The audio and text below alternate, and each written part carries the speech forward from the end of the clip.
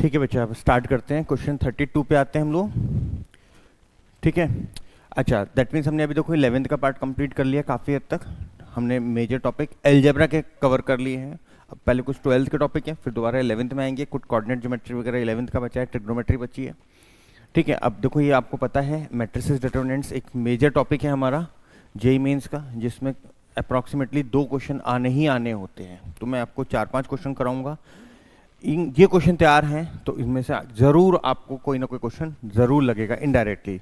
Adjoint पे बहुत question आता है, तो पहला क्वेश्चन हमने मैट्रिसेस से एडजॉइंट से ही लिया है। ठीक है, देखो ए बी की प्रोडक्ट आई दिया है, आइडेंटिटी मैट्रिक्स दिया है, मॉड ए 1/8 दिया है। ठीक है, दैट मीन्स ए की डिटरमिनेंट वैल्यू दी है और आपको ये वैल्यू रिक्वायर्ड है। ठीक है, अब आप देखो सबसे पहले ए बी इक्वल टू आई दिया है, तो ए बी इक्वल टू अगर आई दिया है, इसका मतलब हम लोग लिख सकते हैं मॉड ए, अगर टेकिंग डिटरमिनेंट बोथ साइड कर लें, मॉड ए मॉड बी, आई का डिटरमिनेंट 1 होता है। ठीक है, मॉड ए की वैल्यू 1/8 है, तो इसका मतलब मॉड बी की वैल्यू 8 हो गई। तो इसका मतलब जो हमें रिजल्ट चाहिए उसके लिए हमें ए और बी की डिटरमिनेंट वैल्यू पता लग गई। उसके बाद आप लोगों को पता है एक प्रॉपर्टी होती है हमारे पास, बिल्कुल बेसिक प्रॉपर्टी, एनसीईआरटी बुक में भी है। एडजॉइंट ऑफ ए की डिटरमिनेंट वैल्यू लिखते हैं मॉड ए की पावर n-1, जहाँ पे n होता है ऑर्डर। दैट मीन्स जब भी एडजॉइंट हटता है अंदर कोई भी मैट्रिक्स हो उसकी पावर n-1 हो जाएगी।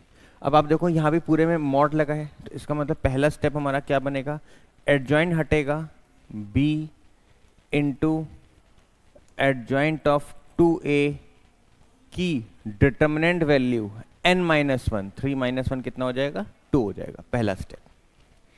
ठीक है, उसके अंदर हमारे पास क्या प्रॉपर्टीज हैं, जब भी आपको लिखा है ए बी का होल मॉड, ठीक है, तो हम लोग इसको क्या लिखते हैं, मॉड ए इंटू मॉड बी। उसी तरह से एक मैट्रिक्स बी है, एक मैट्रिक्स एडजॉइंट ऑफ 2a है। ठीक है, तो दैट मीन्स दोनों पे मॉड अलग अलग लगेगा स्क्वायर के साथ, मॉड बी का स्क्वायर, मॉड बी का स्क्वायर एडजॉइंट ऑफ 2a का स्क्वायर। ये स्टेप अच्छे से क्लियर है, बिल्कुल इजीली आराम से काम कर रहे हैं। मॉड बी की वैल्यू 8 है, तो ये हो गया 8 का स्क्वायर, 8 का स्क्वायर। ठीक है, अब फिर से यहां से एडजॉइंट हटेगा, एडजॉइंट हटेगा power n-1, that means 2a की power n-1, that means 2a की डिटरमिनेंट का आंसर क्या हो जाएगा, n-1, n-1 कितना, 2 होल पावर 2। तो इसका बन गया ये 8 का स्क्वायर इंटू 2 2 जा 4, 2a मॉड का स्क्वायर, सॉरी 2a मॉड की पावर बन गई 4। ठीक है, फिर आप लोगों को प्रॉपर्टी पता है, जब भी लिखा होता है के ए की डिटरमिनेंट वैल्यू, के बाहर आके पावर n बन जाता है, के बाहर आके n बन जाए तो n क्या होता है, ऑर्डर होता है हमारा। ठीक है, दैट मीन्स ये 2 बाहर आके 2 क्यूब बन जाएगा, और 2 क्यूब बन जाएगा और साथ में पावर 4 है, दैट मीन्स 2 की पावर 12 बन जाएगा। ठीक है, तो ये क्या बनेगा, 8 का स्क्वायर, 2 बाहर आके क्या बन गया, 2 क्यूब, होल पावर कितनी है 4, मॉड ए की पावर कितनी बची 4। ठीक है, ये बन गया 2 की पावर 12। तो फाइनली क्या आंसर बन पा रहा है आगे, 8 स्क्वायर, 8 का मतलब 2 क्यूब, दैट मीन्स यहाँ बन गया 2 की पावर 3 2 जा 6। ठीक है, यहाँ बन गया 3 4 जा 12, 2 की पावर 12। फिर कितना बचा, फिर रिजल्ट हमारा बचा मॉड ए। अब मॉड ए की वैल्यू कितनी है, क्वेश्चन में दिया है 1/8, दैट मीन्स 1/8 की पावर कितनी हो गई, यहाँ पर पावर दी है 4। ठीक है, तो इसका मतलब ये बन गया 2 की पावर 18, 1/8 का मतलब 2 क्यूब, 3 4 जा 12, 2 की पावर 12, तो ये बच गया 2 की पावर 6, और 2 की पावर 6 आप लोगों को पता है 64। तो हमारा final answer C option is the correct answer. बिल्कुल इजीली आराम से क्वेश्चन बनता है, इस तरह के क्वेश्चन आपको एडजॉइंट पे मिलना ही मिलना है। ठीक है, इस क्वेश्चन को अच्छे से नोट डाउन कर लो, बिल्कुल इजीली एक एक स्टेप क्लियर कर लो। ठीक है, नेक्स्ट क्वेश्चन की तरफ बढ़ रहे हैं हम लोग अब। क्वेश्चन 33। क्वेश्चन 33 में देखो आपको दिया है, फिर से एक मैट्रिक्स दी है, एक क्यूबिक इक्वेशन दी है, और आप लोग को यहाँ अननोन वेरिएबल से स्मॉल ए स्मॉल बी, ये अननोन वेरिएबल्स की रिक्वायरमेंट है। तो देखो हमें क्यूबिक इक्वेशन क्या दी है, a cube minus 4a square plus a plus 21i equal to 0, इस तरह की क्यूबिक इक्वेशन दी है। ठीक है, हमारे पास कॉन्सेप्ट होता है, अगर कोई इस तरह क्यूबिक इक्वेशन है, a capital a cube b capital a square plus c a plus d I equal to 0, तो यहाँ पे जो ट्रेस ऑफ ए होता है मैट्रिक्स का, ये प्रॉपर्टी है। ठीक है, क्या प्रॉपर्टी है ये, जो हमारा मैट्रिक्स का ट्रेस होता है। ट्रेस का मतलब आप समझते हैं sum of diagonal elements. Trace का मतलब sum of diagonal elements 2 3 b plus b. ठीक है, इसका आंसर होता है माइनस बी अपॉन ए, ये प्रॉपर्टी अच्छे से ध्यान रखना है। और जो ए की डिटर्मिनेंट वैल्यू होती है मॉड ए, वो होता है माइनस डी अपॉन ए। ये प्रॉपर्टी पे क्वेश्चन है, इस तरह क्वेश्चन जेई में बहुत आता है। ठीक है, तो अगर हम इस प्रॉपर्टी पे आगे बढ़ें, ठीक है, इस पे काम करें आगे, तो इसका मतलब ट्रेस ऑफ ए कितना होगा, 2 plus 3 plus b is equal to minus b upon a, एक माइनस पहले से, इक्वल टू 4। तो बी की वैल्यू कितनी हो गई, -1, बी आ गया। अब आती है बात मॉड ए का मतलब कितना बना, मॉड ए की डिटर्मिनेंट वैल्यू 2 के साथ क्या आ जाएगा, 2 के साथ आ जाएगा 3b माइनस 5, 3b माइनस 5, फिर माइनस ए के साथ आएगा, b माइनस 0, b माइनस 0 और प्लस 0। ये वैल्यू क्या है, फॉर्मूला है माइनस डी अपॉन ए, तो 21 प्लस का है, माइनस 21 अपॉन 1 माइनस 21। ठीक है, तो यहाँ से अब आप देखिए, यहाँ पे b की वैल्यू हम निकाल चुके हैं, यहाँ b पुट कर दें -1, तो कितना बन गया, -3 -5 -8। ठीक है, यहाँ b की जगह -1 रख दें, माइनस ए के साथ -1 इक्वल टू -21, 8 2 जा 16, तो ये बन गया -16 plus A equal to -21, A equal to 16 -21, तो a इक्वल टू हमारा कितना बचा, -5। तो ये हमारी ए बी की वैल्यूज आ गई। तो जब हमारी ए बी की वैल्यूज आ गई तो फाइनल आंसर कम्स आउट, यहाँ पे हमने a की वैल्यू रखी -5, तो ये बन जाएगा -10 प्लस 3b, b भी कितना है -1, -10 माइनस b की जगह -1 तो -3, -13।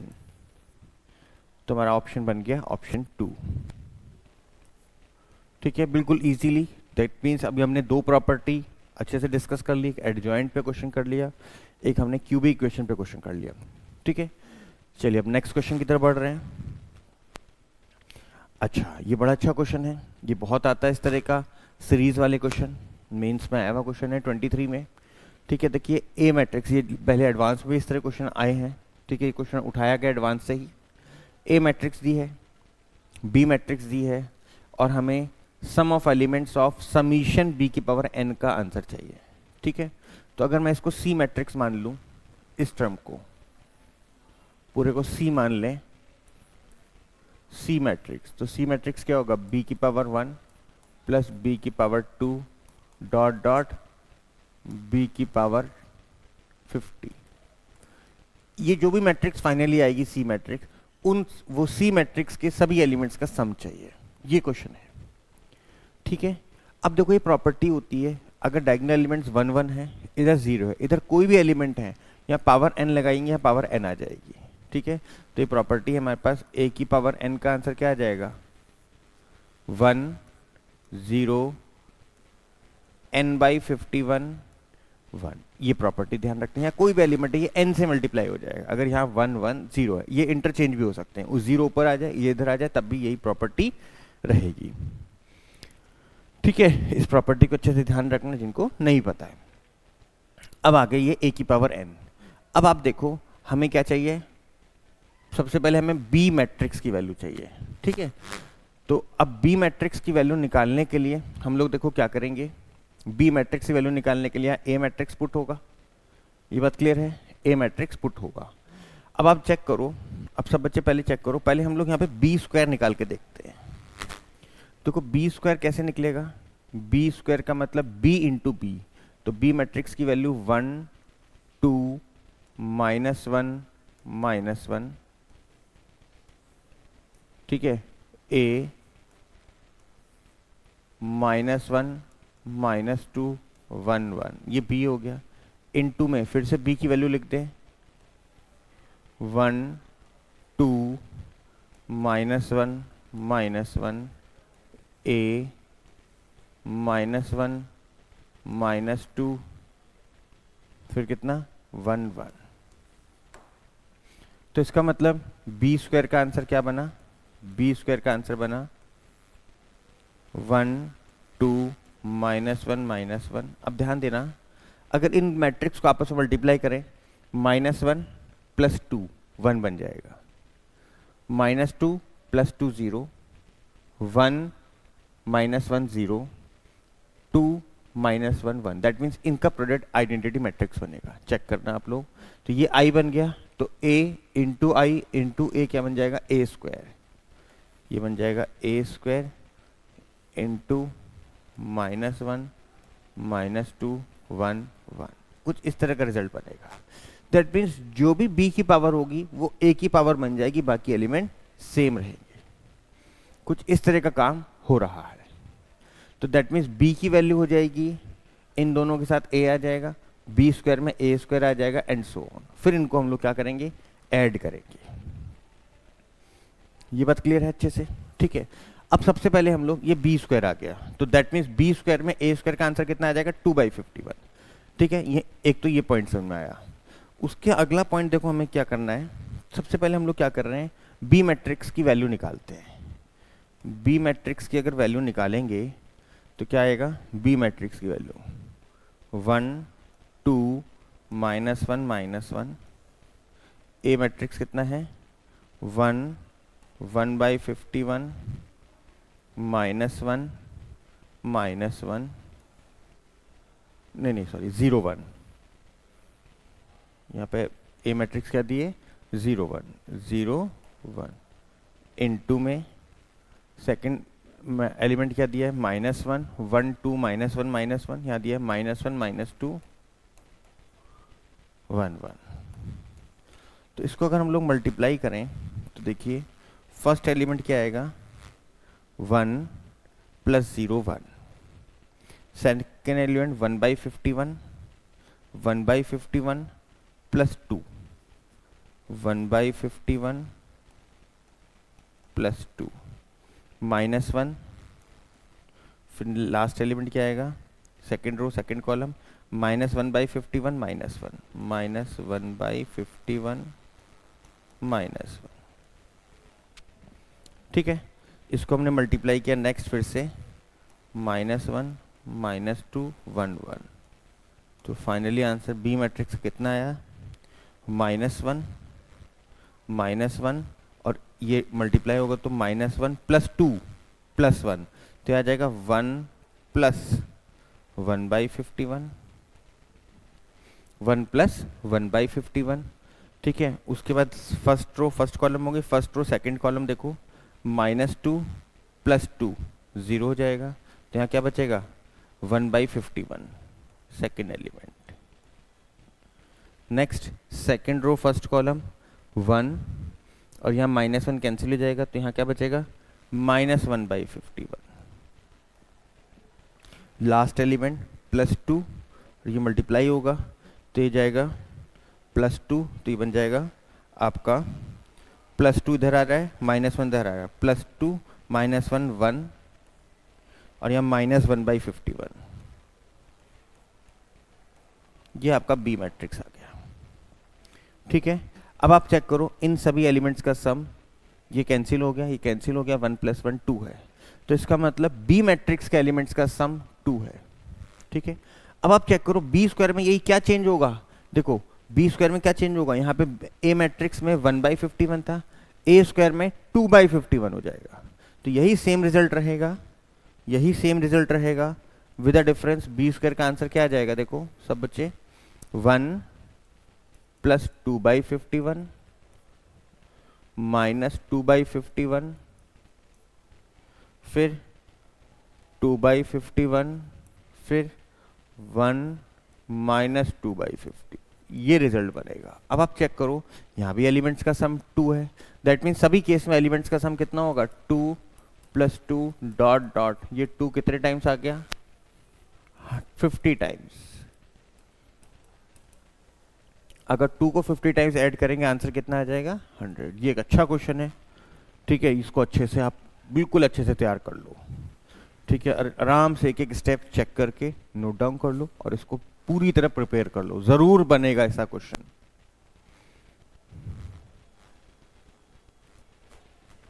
ठीक है, चलिए moving towards next question, question 35।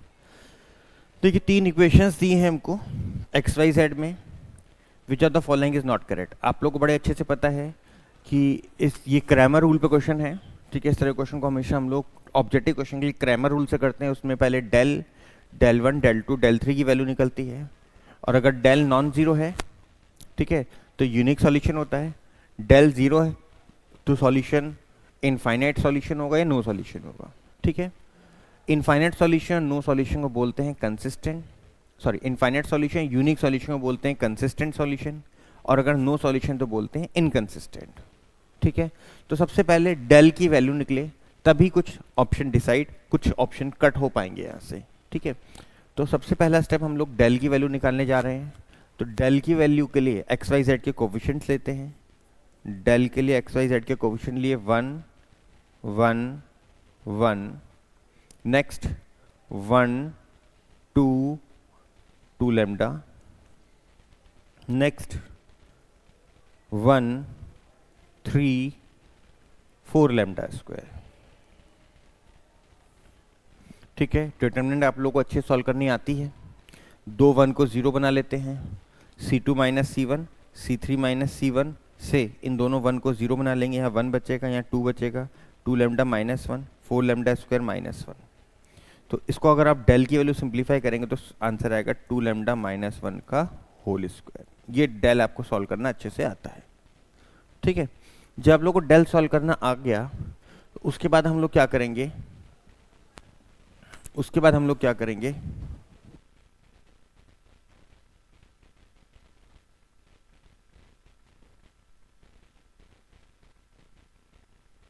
ठीक है।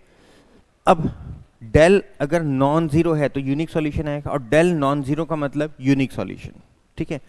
डेल नॉन जीरो, अब देखो यूनिक सॉल्यूशन में अगर डेल नॉन जीरो लिखूंगा तो लैम्डा नॉट इक्वल टू 1/2 आएगा। तो फर्स्ट ऑप्शन का लैम्डा नॉट इक्वल टू 1/2 तो सही है, ठीक है, सही है। लेकिन हमें तो नॉट करेक्ट सॉल्यूशन चाहिए, ये गलती होती है, बहुत गलती होती है इसमें। ये देखना भूल जाते हैं कि नॉट करेक्ट सॉल्यूशन चाहिए, ठीक है। इनकंसिस्टेंट का मतलब नो सॉल्यूशन, नो सॉल्यूशन में डेल हमेशा 0 होगा, लैम्डा इक्वल टू 1/2 होगा, ठीक है। तो इस हिसाब से हमें ये भी ऑप्शन सही सा दिख रहा है, क्योंकि अभी हमें म्यू हम भी चेक नहीं किया तो हम पूरी तरह इस ऑप्शन को सही नहीं बोल सकते। अभी लैम्डा के हिसाब से देखा जाए तो फर्स्ट ऑप्शन करेक्ट है, लैम्डा के हिसाब से देखा जाए सेकंड ऑप्शन करेक्ट है। Infinite solution lambda equal to 1/2, ये भी ऑप्शन करेक्ट है। अभी म्यू चेक करना है, ठीक है, ये भी ऑप्शन करेक्ट दिख रहा है लैम्डा के हिसाब से। कंसिस्टेंट का मतलब यूनिक भी हो सकता है, इनफाइनाइट भी हो सकता है, ये भी ऑप्शन कुछ कुछ सही सा दिख रहा है, ठीक है। अब आपको पता है कंसिस्टेंट, कंसिस्टेंट का मतलब इनफाइनाइट सॉल्यूशन भी हो सकता है, नो सॉल्यूशन भी हो सकता है, ये बात क्लियर है। तो इसका मतलब लैम्डा 1/2 हो भी सकता है, नहीं भी हो सकता। यहां तक कुछ इस तरह की बातें हमें पता लग पा रही हैं, ठीक है। अच्छा, अब देखो क्या हो रहा है। अब यहां बोला है lambda not equal to 1/2, lambda not equal to 1/2 का मतलब यूनिक सॉल्यूशन, और यूनिक सॉल्यूशन को हमेशा क्या बोलते हैं, कंसिस्टेंट बोलते हैं, ठीक है। इसका मतलब फोर्थ ऑप्शन तो 100% करेक्ट है, लेकिन हमें नॉट करेक्ट लगाना है, तो ये ऑप्शन तुम्हारा गलत हो गया। ये ऑप्शन मार्क नहीं करेंगे। आंसर तो करेक्ट है लेकिन हमें नॉक कर रखा ऑप्शन चाहिए, ये स्टेटमेंट करेक्ट स्टेटमेंट है, ठीक है। अच्छा, लेमडा इक्वल टू 1/2 में इनकंसिस्टेंट कंसिस्टेंट कुछ भी हो सकता है, वो चेक करना पड़ेगा। लेमडा इक्वल टू 1/2 में इनफाइनाइट भी हो सकता है, नो सॉल्यूशन, तो वो भी चेक करना पड़ेगा। लेमडा नॉट इक्वल टू 1/2 में यूनिक सॉल्यूशन है, यहां तक की बात ये भी सही लग रही है, ठीक है। तो एक ऑप्शन तो गलत हो गया। अब रिमेनिंग सॉल्यूशन कैसे निकलते हैं, del 1 del 2 del 3, अगर सारे जीरो हो गए तो क्या होगा, यूनिक सॉल्यूशन होगा, सॉरी सारे जीरो हो गए तो इनफाइनाइट सॉल्यूशन होगा, और lambda 1 lambda 2 del 1 del 2 del 3 अगर एक भी नॉन जीरो हो गया तो नो सॉल्यूशन हो गया। ये कौन से हमको पता है, अगर del 1 del 2 del 3 equal to 0, ये सारे जीरो हो जाए तो सॉल्यूशन कैसा होगा, इनफाइनाइट। अदरवाइज का मतलब इनमें से कोई एक भी नॉन जीरो हो गया तो कैसा होगा, नो सॉल्यूशन होगा, ठीक है। इनफाइनाइट को हम बोलते हैं कंसिस्टेंट, इसको बोलते हैं हम लोग इनकंसिस्टेंट। ये चीज क्लियर है। और यूनिक सॉल्यूशन को हम लोग क्या बोलते हैं, कंसिस्टेंट। ये कॉन्सेप्ट है हमारा। तो अब हम लोग सबसे पहले del 1 निकालने जा रहे हैं, ठीक है। del 1 आप लोग को अच्छे से आता है निकालना, del 1, ठीक है। del 1 की वैल्यू के लिए क्या करते हैं, फर्स्ट कॉलम को कांस्टेंट टर्म से रिप्लेस कर देते हैं। कांस्टेंट टर्म कितनी है, 4 म्यू, सेकेंड इक्वेशन में 10 म्यू, थर्ड इक्वेशन में म्यू स्क्वायर प्लस 15। उसके बाद हमारा क्या क्या बना, बाकी तो सेम रहेगा, 1 2 3, 1 2 लेमडा 4 लेमडा स्क्वायर। अब इस वैल्यू को सॉल्व करेंगे तो सॉल्व करके आंसर आएगा minus mu minus 1 mu minus 15। इसी से आइडिया लग जाता है, जो म्यू की वैल्यूज दी होती हैं उसी से हम लोग का आइडिया लग जाता है। ये आया del 1। अब आप देखो ये del 1 आ गया, ठीक है। अगर म्यू 1 और 5 नहीं, 1 और 15 नहीं है, लेमडा 1 नॉन जीरो होगा, और अगर लेमडा 1 नॉन जीरो हो गया, नो सॉल्यूशन, इनकंसिस्टेंट, ठीक है। अब आप देखो जैसे फर्स्ट ऑप्शन में है, फर्स्ट ऑप्शन में अगर लेमडा नॉट इक्वल टू 1/2 हमेशा यूनिक सॉल्यूशन होगा, म्यू कुछ भी रहे को मतलब नहीं है, ठीक है। तो इसका मतलब फर्स्ट स्टेटमेंट भी करेक्ट है और करेक्ट स्टेटमेंट हमारे लिए आंसर नहीं है। और अब स्टेटमेंट बचता है 2 और 3, ठीक है। अब आप देखो यहाँ लिखा है म्यू नॉट इक्वल टू 1, ठीक है, म्यू नॉट इक्वल टू 1, यहाँ लिखा है म्यू इक्वल टू 15, ठीक है। अब देखो म्यू इक्वल टू 15 है, म्यू इक्वल टू 15 है तो ये 0 हो गया। अच्छा, उसी तरह से अगर आप लोग लेमडा 2 सॉल्व करोगे तो 0 आएगा, लेमडा 3 सॉल्व करोगे तो आएगा म्यू माइनस 1 और म्यू माइनस 15। ये वैल्यू सॉल्व होके आएंगी। तो ये हमको डेल तो इजीली हमें सॉल्व करने आते ही हैं, ठीक है, डेल इजी सॉल्व करने आते हैं। अब आप देखो अगर म्यू 15 हो जाए, म्यू 15 हो जाए तो del 1 भी 0, del 2 तो 0 है ही, del 3 भी 0, तो इसका मतलब सारे जीरो, इसका मतलब इनफाइनाइट सॉल्यूशन बन जाएगा, और आपको यहाँ इनफाइनाइट ही दिया है, तो इसका मतलब ये स्टेटमेंट भी करेक्ट है, ये भी क्रॉस हो गया। तो बचा कौन सा ऑप्शन, ऑप्शन 2। और ऑप्शन 2 में भी देखो mu not equal to 1, not equal to 1 है, अगर म्यू नॉट इक्वल टू 1 है, ये वैल्यू तो नॉन जीरो है, लेकिन म्यू 15 के बारे में कुछ नहीं बोला। अगर म्यू नॉट इक्वल टू 1 है तो म्यू 15 भी हो सकता है, हो भी सकता है, नहीं भी हो सकता। तो हम लोग नो सॉल्यूशन बोल भी सकते हैं, नहीं बोल सकते। दैट मीन्स ये स्टेटमेंट हमारा क्या हो गया, गलत हो गया, और ये हमारा करेक्ट आंसर हो गया। तो इस तरह क्वेश्चन करने के लिए पहले ऑप्शन कट करते हैं, ऑप्शन कट करते करते एक ऑप्शन बच जाता है, वही ऑप्शन हमारा आंसर बन जाता है, ठीक है। अच्छे से इसको नोट डाउन कर लो, ठीक है। कैलकुलेशन स्पीड अच्छे से इंप्रूव करके रखना। del 1 del 2 del 3 में आपको डिटरमिनेंट सॉल्व करनी अच्छे से आनी चाहिए, ठीक है। अब आप देखो जब इन डिटरमिनेंट्स को आप सॉल्व करोगे, लास्ट क्वेश्चन हम लोग डिटरमिनेंट सॉल्व कर रहे थे, ये वाला क्वेश्चन में, एक क्वेश्चन में और डिटरमिनेंट सॉल्व करी थी, यही था, हाँ यही कर रहे थे। तो दो वन को जीरो बना के आंसर बनाते हैं, इजी बनता है। और ये कॉन्सेप्ट है प्रॉपर्टीज ऑफ डिटर्मिनेंट्स का। दैट मीन्स आप प्रॉपर्टीज ऑफ डिटर्मिनेंट वैसे तो जेईई मेंस के सिलेबस में नहीं है, लेकिन क्वेश्चन सॉल्विंग में प्रॉपर्टी ऑफ डिटर्मिनेंट बहुत यूज होता है। तो इसलिए प्रॉपर्टीज ऑफ डिटर्मिनेंट आप लोग अच्छे से कॉन्सेप्ट को तैयार रखना। अब तो वैसे टाइम कम है, बस अब तो बस जितना मैं करा रहा हूँ उसको तैयार कर लो आप लोग, ठीक है। बढ़ते नेक्स्ट क्वेश्चन की तरफ। हाँ जी भाई, नेक्स्ट क्वेश्चन हमें आया, एफ एक्स एक फंक्शन दिया है और एफ डैश 0 1/5 का आंसर चाहिए, ठीक है। अब देखो डिटर्मिनेंट का डिफरेंशिएशन करने का प्रोसेस क्या होता है। डिटर्मिनेंट को जब भी डिफरेंशिएट करना होता है तो सबसे पहले फर्स्ट रो का डिफरेंशिएशन करते हैं, फिर सेकंड रो का, फिर थर्ड रो का, ठीक है। तो सबसे पहले एफ डैश, मैं डायरेक्ट देखो एफ डैश 0 बनाऊंगा, कैसे बना रहा हूँ चेक करना। सबसे पहले मैं फर्स्ट रो का डिफरेंशिएशन कर रहा हूँ, ठीक है। जब मैं फर्स्ट रो का डिफरेंशिएशन करूंगा तो remaining row as it is, remaining row मैंने एक्स की जगह 0 रखा, कॉस 0 कितना होता है 1, 3 + 2 5, फिर साइन 0 तो 0 ही होता है, साइन 0 0 ही होता है, या कॉस 0 की जगह 1 रखा 2 बचेगा, या साइन 0 की जगह 0 रखा 3 बचेगा, यहाँ साइन 0 की जगह 0 रखा 0 बचेगा। ये बात क्लियर है। अब अगर मैं इसकी अभी हम फर्स्ट एलिमेंट बनाएंगे, हो सकता है इसी से काम चल जाए। अगर मैं सेकंड रो के लॉन्ग एक्सपेंड करूं, ठीक है, सेकंड रो के लॉन्ग एक्सपेंड करूं तो ये रो और ये कॉलम स्किप हो जाएगी, ठीक है, ये रो, ठीक है, इस एलिमेंट तो 5 ही आएगा, तो ये रो और ये कॉलम स्किप हो जाएगी। इन दोनों का प्रोडक्ट कितना होगा 0, इन दोनों का प्रोडक्ट अभी नहीं पता, दैट मीन्स ये वाला एलिमेंट मुझे चाहिए बस। और इस एलिमेंट के लिए क्या होगा, इसका डिफरेंशिएशन 3, साइन स्क्वायर का डिफरेंशिएशन 2, ठीक है, 2 sign 2x cos 2x into 2, और साइन 2x में जब x का 0 रखूंगा ये पूरा आंसर क्या हो जाएगा 0 बच जाएगा। तो इस रो के लॉन्ग एक्सपेंड करूंगा, यहाँ पे एलिमेंट कुछ भी बना रहे, मैं निकालना चाहे निकाल सकता हूँ। इसका भी डिफरेंशिएशन क्या होगा 4 sine cube x into cos x, तो x का 0 रखूंगा तो ये भी 0 बन जाएगा। यहाँ पे 4 cos cube into minus sine x, minus sine में 0 रखूंगा ये भी 0 बन जाएगा।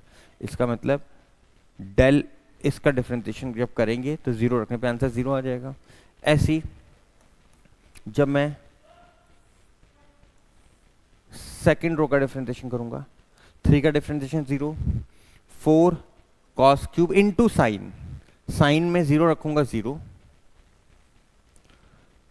जहां साइन दिख रहा है 4 साइन क्यूब 0, इंटू में कुछ भी बना रहे, 2 साइन 2x 0, x है 0 रख के 0।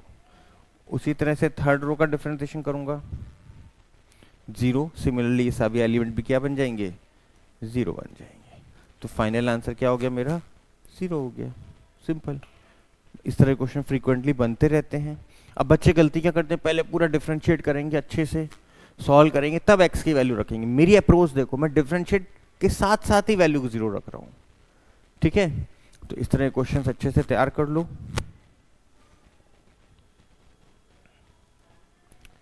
ठीक है, चलिए नेक्स्ट क्वेश्चन की तरफ बढ़ते हैं। हाँ बच्चों, समीशन पे आ गया। देखो सब टॉपिक टच कर रहे हैं हम लोग, छोटी छोटी टॉपिक, हर टॉपिक को टच करते हुए बात कर रहे हैं। डिटर्मिनेंट दिया है, समीशन आप लोग को बड़े अच्छे से पता है। जब भी हमें कभी समीशन या इंटीग्रेशन करना होता है तो उसी रो या कॉलम में समीशन लगाया जाता है जो रो और कॉलम वेरिएबल है। अब आप बोलोगे अगर एक से ज़्यादा रो और कॉलम वेरिएबल है तो हम लोग फिर डिटर्मिनेंट को पहले एक्सपेंड करेंगे, तब समीशन या इंटीग्रेशन का यूज करेंगे। डिफरेंशिएशन के लिए रो वाइज या कॉलम वाइज तीनों रो या कॉलम डिफरेंशिएट होती हैं। समीशन और इंटीग्रेशन में कोई एक ही रो पे इंटीग्रेशन और समीशन लगाया जाता है जो भी रो वेरिएबल है। अब यहाँ पे वेरिएबल कौन है, के, एन कांस्टेंट है, के वेरिएबल है, और के मुझे फर्स्ट रो में दिख रहा है, दैट मीन सिर्फ फर्स्ट रो में ही समीशन लगाऊंगा। ये बात अच्छे से क्लियर है, ठीक है। अब पहला स्टेप, समीशन डी के, और के की वैल्यू कहां से कहां तक, 1 से लेके n तक। समीशन 1 ट्वाइस, या मैं इसको आंसर को डायरेक्ट लिख देता हूं। समीशन 1 का आंसर क्या होगा n ट्वाइस समीशन k का answer n into n plus 1/2, ठीक है। 2k माइनस 1 ट्वाइस, 2k तो सेम है, ठीक है, तो कितना हो जाएगा twice n into n+1/2 minus n, ऐसा कुछ बचा। और आपको पता है ये ऑड टर्म्स है, 2 की -1 ऑड टर्म्स है, ऑड टर्म का समीशन वैसे भी n² होता है। ठीक है, ये भी सॉल्व होके देखो, 2 से 2 कैंसिल होगा। ठीक है, बाकी row as it is n n n² plus n+2 n² plus n n² n² plus n+2, कुछ इस तरह की चीज बनी हमारी। ठीक है, अब 2 से 2 इधर कैंसिल, 2 से 2 इधर भी कैंसिल। ये क्या होगा, n² plus n minus n, तो n कैंसिल हो गया, या n² प्लस n बचा। तो नेक्स्ट स्टेप क्या बचा, n n n n² plus n n² plus n+2 n² plus n n² n² n² plus n+2, ऐसा कुछ बच पा रहा है। तो अब मैं दो, जब भी तीन एलिमेंट सेम होते हैं किसी दो एलिमेंट को जीरो बनाते हैं, R2 माइनस R1 ये element zero, R3 minus R1 ये एलिमेंट जीरो। ठीक है, तो नेक्स्ट स्टेप करने जा रहे हैं। नेक्स्ट स्टेप में मैंने क्या किया, R2 माइनस R1 कर दिया, R3 माइनस R1 कर दिया। तो क्या बचेगा, फर्स्ट रो तो सेम रहेगी, n n² plus n n², यहाँ पे क्या बचेगा, इधर 0 0 हो जाएगा, n² प्लस n कैंसिल 2 बचेगा, 0 हो जाएगा, n² प्लस n कैंसिल 0 बचेगा, n² कैंसिल तो क्या बचेगा, n+2 बचेगा। अब जिस भी रो में सबसे ज़्यादा जीरो दिखें या कॉलम में, उसके लॉन्ग एक्सपेंड करेंगे, फर्स्ट कॉलम के लॉन्ग एक्सपेंड करो तो n के साथ क्या आ जाएगा, इन दोनों का प्रोडक्ट। ठीक है, तो फाइनली आंसर, अच्छा ये आंसर इक्वल टू कितना दिया है, 96 दिया है, तो n के साथ क्या आ जाएगा, 2n प्लस 4 माइनस तो जीरो ही हो जाएगा, इक्वल टू कितना, 96। तो ये बन गया 2n² plus 4n equal to 96, 2 से डिवाइड, n² प्लस 2n, 96 का हाफ 2 से डिवाइड कर दिया, 96 का हाफ कितना आ जाएगा, 48 इक्वल टू 0। इस क्वाड्रेटिक को फैक्टराइज करो, हमारे आंसर आ जाएंगे, n की वैल्यूज आ जाएंगी। चेक कर लो एक बार पूरा प्रोसेस, कोई प्रॉब्लम है तो पूछ लो। ठीक है, तो यहां से n इक्वल टू कितना आ जाएगा, 6 आ जाएगा। ठीक है, तो हमारा क्वेश्चन 37 तैयार होता है। नेक्स्ट क्वेश्चन की तरफ बढ़ रहे हैं, क्वेश्चन नंबर 38।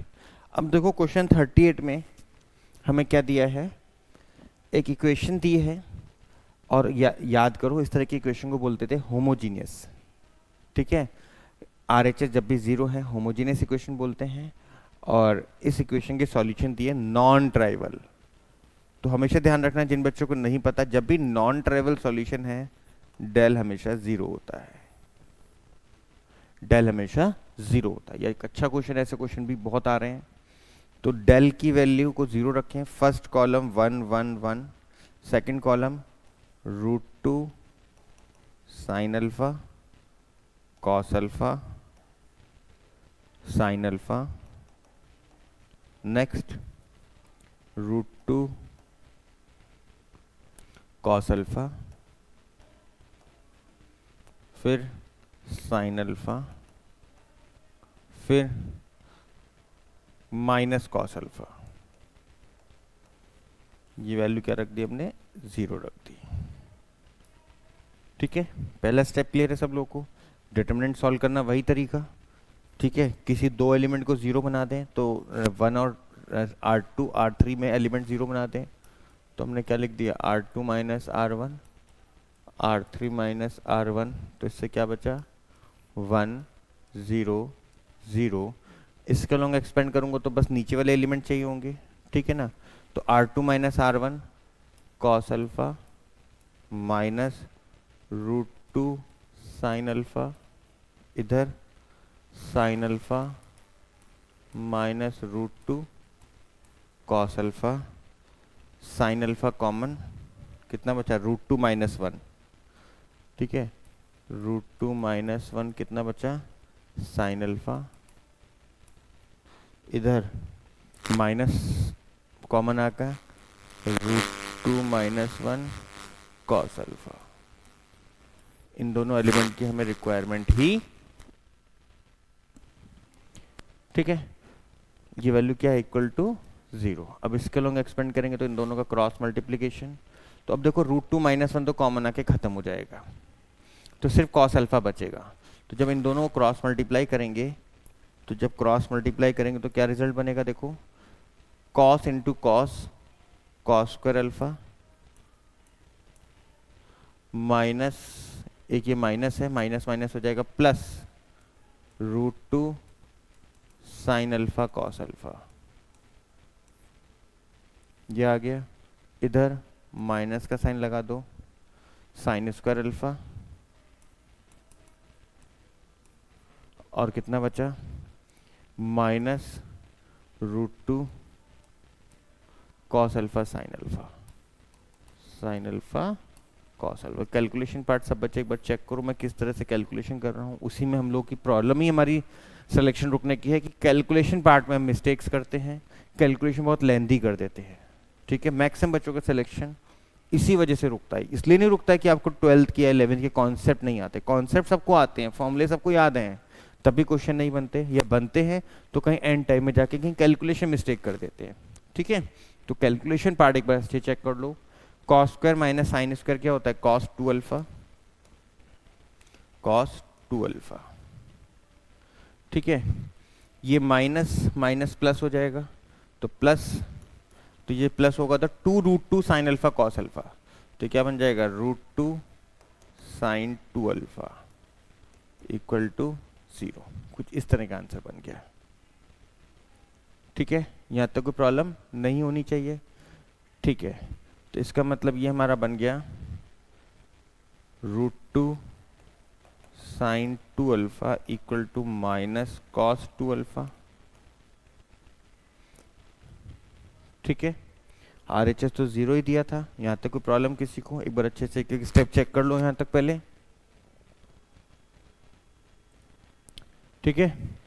अच्छा अब देखो ये यहाँ पे एक देखो मुझे कैलकुलेशन मिस्टेक दिख रही है, 1 - √2, यहाँ 1 था, 1 - √2 साइन अल्फा होगा, यहाँ हमने √2 - 1 लिख दिया, तो इसको हम एक बार जरा करेक्शन कर लेते हैं।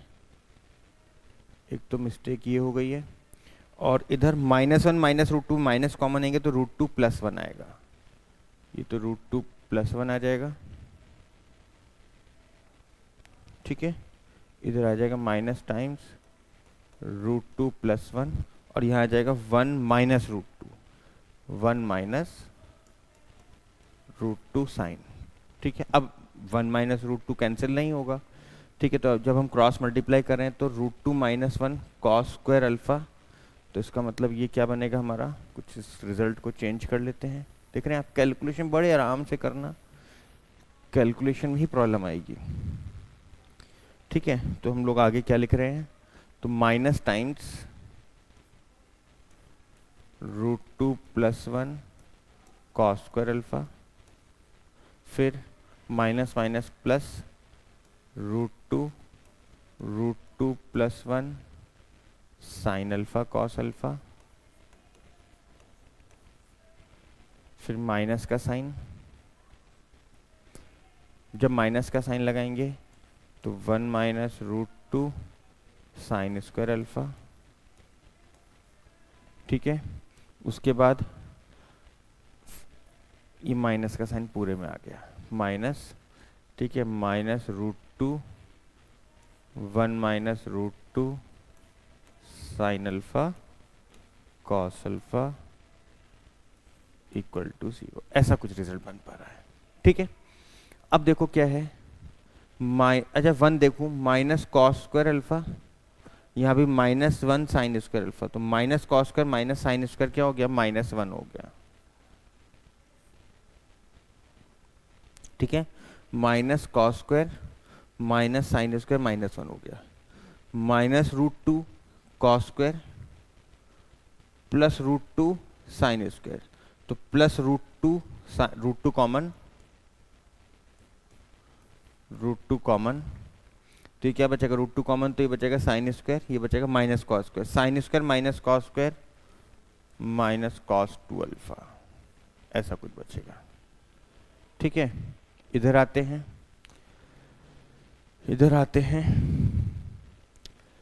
Root two into root two, 2 sine alpha cos alpha sine 2 alpha, यहाँ भी minus minus plus 2 sine alpha cos alpha sine 2 alpha, तो साइन 2 अल्फा 2 बार आ गया, तो 2 साइन 2 अल्फा।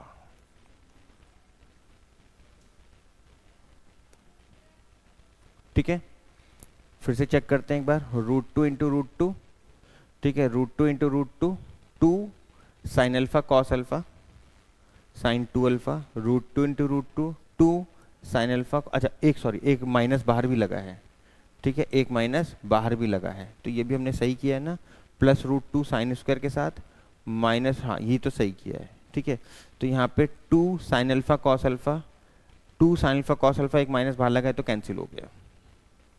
बिल्कुल देख रहे हैं आप, कैलकुलेशन बहुत आराम से, जल्दी नहीं करना कैलकुलेशन के लिए। अच्छा, तो ये रूट 2 वाली टर्म कैंसिल हो गई, अब कितना बचता है, root 2 sine alpha cos alpha root 2, और ये माइनस माइनस प्लस हो गया, root 2 sine alpha cos alpha.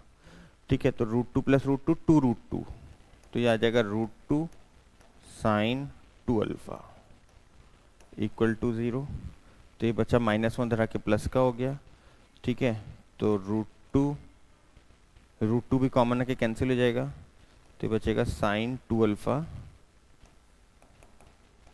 Plus का माइनस कॉस 2 अल्फा माइनस का इज इक्वल टू 1/√2, ऐसा कुछ बच गया। ठीक है, इक्वल टू 1/√2। अगर इसकी स्क्वायरिंग कर दें, इसकी हम स्क्वायरिंग कर दें, sine square plus cos square क्या होता है, 1 होता है, -2 sine 2 alpha cos 2 alpha minus sine 4 alpha, 1/√2 का स्क्वायर 1/2, तो ये बन गया साइन 4 अल्फा इक्वल टू 1/2, ये आंसर बन गया। अब मुझे अल्फा की वैल्यू चाहिए। ठीक है, अल्फा की वैल्यू चाहिए, तो अब अल्फा की वैल्यू क्या आएगी, आप लोगों को पता है 4 alpha equal to n pi plus -1 की पावर n, 1/2 का मतलब साइन 30 का मतलब π/6, ऐसा बचा। अब n की वैल्यू रखे, आंसर बन जाएगा, सपोज n की जगह मैंने 0 रखा तो वैल्यू 0 हो गई, वैल्यू 1 हो गई, तो आंसर क्या हो गया, π/24। ठीक है, π/24 तो कोई ऑप्शन नहीं है, 0 का आंसर नहीं बन रहा। उसके बाद मैंने n की जगह रखा 1 रखा। ठीक है, जब n की जगह 1 रखूंगा तो कितना बचेगा, ये n की जगह 1 रखा, n इक्वल टू 1 रख के आंसर बचेगा 4 alpha equal to pi minus π/6, 5 π/6 upon में 4, 5 π/24, ये रहा सेकंड ऑप्शन। ठीक है, तो आप लोग जब भी देखो, मैंने भी गलती करी, फिर उसको किस तरह से हमने एक बार करेक्ट करते रहें, कहीं मिस्टेक तो नहीं हो रही, बिल्कुल काम माइंड से। ठीक है, थोड़ा कैलकुलेटिव क्वेश्चन है, तो इस तरह के क्वेश्चंस आप लोग एंड के लिए बचा के रखना। मिड में इस तरह क्वेश्चन करोगे, कहीं कैलकुलेशन मिस्टेक हो जाएगी तो फिर स्ट्रेस बढ़ जाता है। तो जो क्वेश्चन हमें दिख रहा है कैलकुलेटिव क्वेश्चन, जैसे मैथ्स में अगर आप लोग 1 से 1 आवर या 1 hour 15 minutes, 60 to 75 minutes maths का ड्यूरेशन रखना है अपना अटेम्प्टिंग में। ठीक है, और उसमें आप लोग पहले लास्ट 25th क्वेश्चन तक पहुंच जाना है। ठीक है, 25th क्वेश्चन तक आप पहुंचेंगे तो कुछ क्वेश्चन तो ऐसे मिलेंगे जो काफ़ी हद तक अनअप्रोचेबल बन रहे हैं, कुछ क्लिक ही नहीं कर रहा, तो वो क्वेश्चन हमारी प्रॉब्लम नहीं है। उसके बाद कुछ क्वेश्चन ऐसे मिलेंगे जो कैलकुलेटिव होंगे, लेकिन हम आपको लग रहा है आप बना लोगे, तो उन क्वेश्चंस को एक रफ, क्योंकि अब तो आपका CBT बेस्ड पेपर है, तो उसको आप लोग रफ पेपर में लिखते रहो कि इन क्वेश्चन में मुझे दोबारा लौट के आना है। तो जब आप 1 से 25 तक इस तरह के, जब 25th क्वेश्चन तक आप लोग कवर करोगे तो आप लोग 10-12 क्वेश्चन ही कर पाओगे लास्ट क्वेश्चन तक बचते हुए। उसके बाद 5-7 क्वेश्चन जो कैलकुलेटिव है वो उसके बाद फिक्स कर लो क्लॉक में 1 घंटा 15 मिनट मैथ्स के लिए रखना है, ठीक है।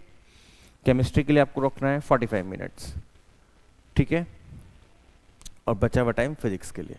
तो इस तरह से टाइम ड्यूरेशन करना, और अटेम्प्टिंग केमिस्ट्री से स्टार्ट करते हैं। जेई वाले बच्चे सारे केमिस्ट्री मैथ्स फिजिक्स या केमिस्ट्री फिजिक्स मैथ्स इस ऑर्डर में लेते हैं, ठीक है। तो जो लास्ट अटेम्प्टिंग होता है वो 1 आवर का रखते हैं। अब आप देखना मैथ्स और फिजिक्स में आपका कौन सा पार्ट ज़्यादा स्ट्रांग है। जो भी पार्ट ज़्यादा स्ट्रांग है उस मैथ्स और फिजिक्स में उसको सेकेंड फेज में रखना है, और थर्ड फेज में फिर उसी के अकॉर्डिंग डिसाइड हो। केमिस्ट्री हमेशा फर्स्ट फेज में रखना है। फिजिक्स और मैथ्स में जो आपको टॉपिक जो सब्जेक्ट ज़्यादा स्ट्रांग लग रहा है उसको सेकेंड फेज में रखना है, ठीक है। चलो बढ़ते हैं आगे। नेक्स्ट क्वेश्चन आएगा ट्रिग्नोमेट्री पे। तो अब हमने देखो MND मैंने अच्छे खासे क्वेश्चन कवर करा दिए, 1 2 3 4 5 6 7 7 क्वेश्चंस अच्छे अच्छे कवर करा दिए। इधर हमने स्टैट्स करा था, 1 2 क्वेश्चन स्टैट्स के सफिशिएंट है, ठीक है। तो 7 क्वेश्चंस अच्छे अच्छे कवर, 100 में से 7 क्वेश्चन MND से हैं हमारे, ठीक है। अब हम लोग बढ़ रहे हैं ट्रिग्नोमेट्री की तरफ, ठीक है। 1 2 हाँ 2 3 क्वेश्चन ट्रिग्नोमेट्री पे हैं, फिर से आगे बढ़ते हैं, ठीक है। अब ट्रिग्नोमेट्री में आ रहे हैं। 10 9 ये बहुत फेमस क्वेश्चन है, बहुत आता है हम लोग एग्जाम्स में। 10 9 27 63 81। अब आप देखो 9 और 81 कॉम्प्लीमेंट्री एंगल्स हैं। कॉम्प्लीमेंट्री एंगल समझ रहे हैं, एंगल्स का सम 90। 27 और 63 अगेन कॉम्प्लीमेंट्री एंगल्स हैं। तो जब भी आपके एंगल कॉम्प्लीमेंट्री हैं तो दोनों एंगल को सेम बना लो। तो 81 को लिख लो 90 माइनस 9, 63 को लिख लो 90 माइनस 27। हमेशा छोटे एंगल में ब्रेक करते हैं। तो 10 90 माइनस 9 कॉट 9, तो क्या बना ये 10 9 प्लस कॉट 9, इधर माइनस कॉमन 10 27, ये बन जाएगा 90 माइनस 27 कॉट 27, माइनस बाहर कॉमन कॉट 27। पहला स्टेप बिल्कुल सिंपल है, फर्स्ट स्टेप क्लियर है, ठीक है। नेक्स्ट स्टेप की तरफ आगे बढ़ रहे हैं। 10 9 प्लस कॉट 9 को लिख लो sine 9 upon cos 9 plus cos 9 upon sine 9 minus sine 27 upon cos 27 plus cos 27 upon sine 27, ठीक है। एलसीएम ले रहे हैं, sine square plus cos square 1 होता है। एलसीएम लेंगे तो ये आ जाएगा 1 अपॉन साइन 9 कॉस 9 माइनस इधर भी 1 होगा, sign square plus cos square 1 बन जाएगा, 1 upon sine 27 cos 27।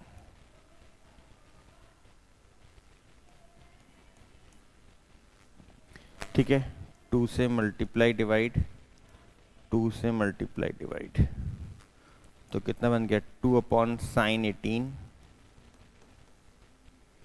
Minus 2 upon sine 54।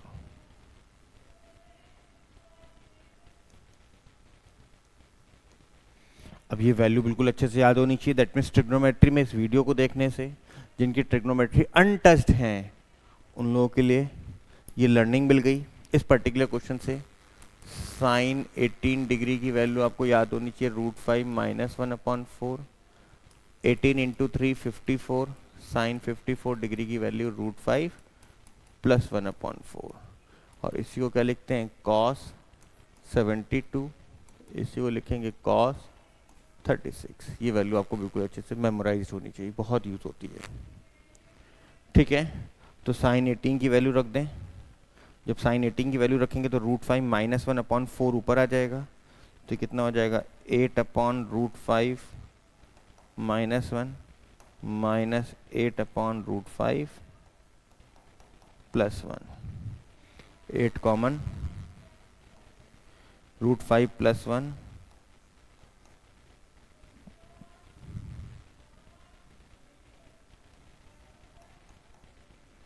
Minus √5 plus 1 upon 5 minus 1 कितना हो गया, 4 हो गया।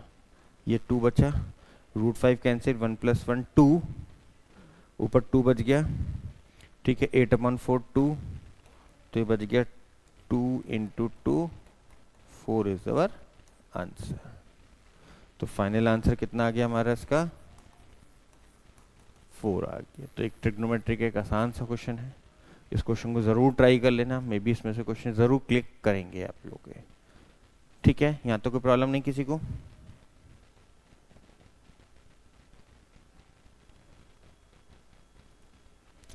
ठीक है, चलिए बढ़ते हैं आगे नेक्स्ट क्वेश्चन की तरफ। फिर से एक ट्रिग्नोमेट्री क्वेश्चन आया। इसके लिए हमारे पास कॉन्सेप्ट क्या है, cos A cos 2A cos 2 square A dot dot cos 2 की पावर n-1A। ये n टर्म्स हैं, इसका आंसर होता है sin 2 की पावर n A अपॉन 2 की पावर n sin A। ये कॉन्सेप्ट है, इस फॉर्मूले पे क्वेश्चन कवर किया हमने, ठीक है। तो इसमें पहला step, n is the number of terms, यहाँ पे 1 2 3 4 5 टर्म्स हैं, तो n हो गया 5, n 5 हो गया, ठीक है। और a कितना हो गया, π/33, तो इसका 96 तो सेम रहेगा, साइन 2 की पावर 5 a π/33 अपॉन 2 की पावर 5 साइन π/33, एक की जगह π/33। पहला स्टेप चेक करिए, इजीली क्लियर है फर्स्ट स्टेप, ठीक है। सेकंड स्टेप, 2 की पावर 5 96 से कैंसिल होगा, ठीक है। तो 2 की पावर 5 को हम लोग कैसे कैंसिल करें, 96, ठीक है। 96 को ब्रेक कर लो या फिर 4 से डिवाइड कर दो, 96 अपॉन 2 की 5 कितना होता है, 32।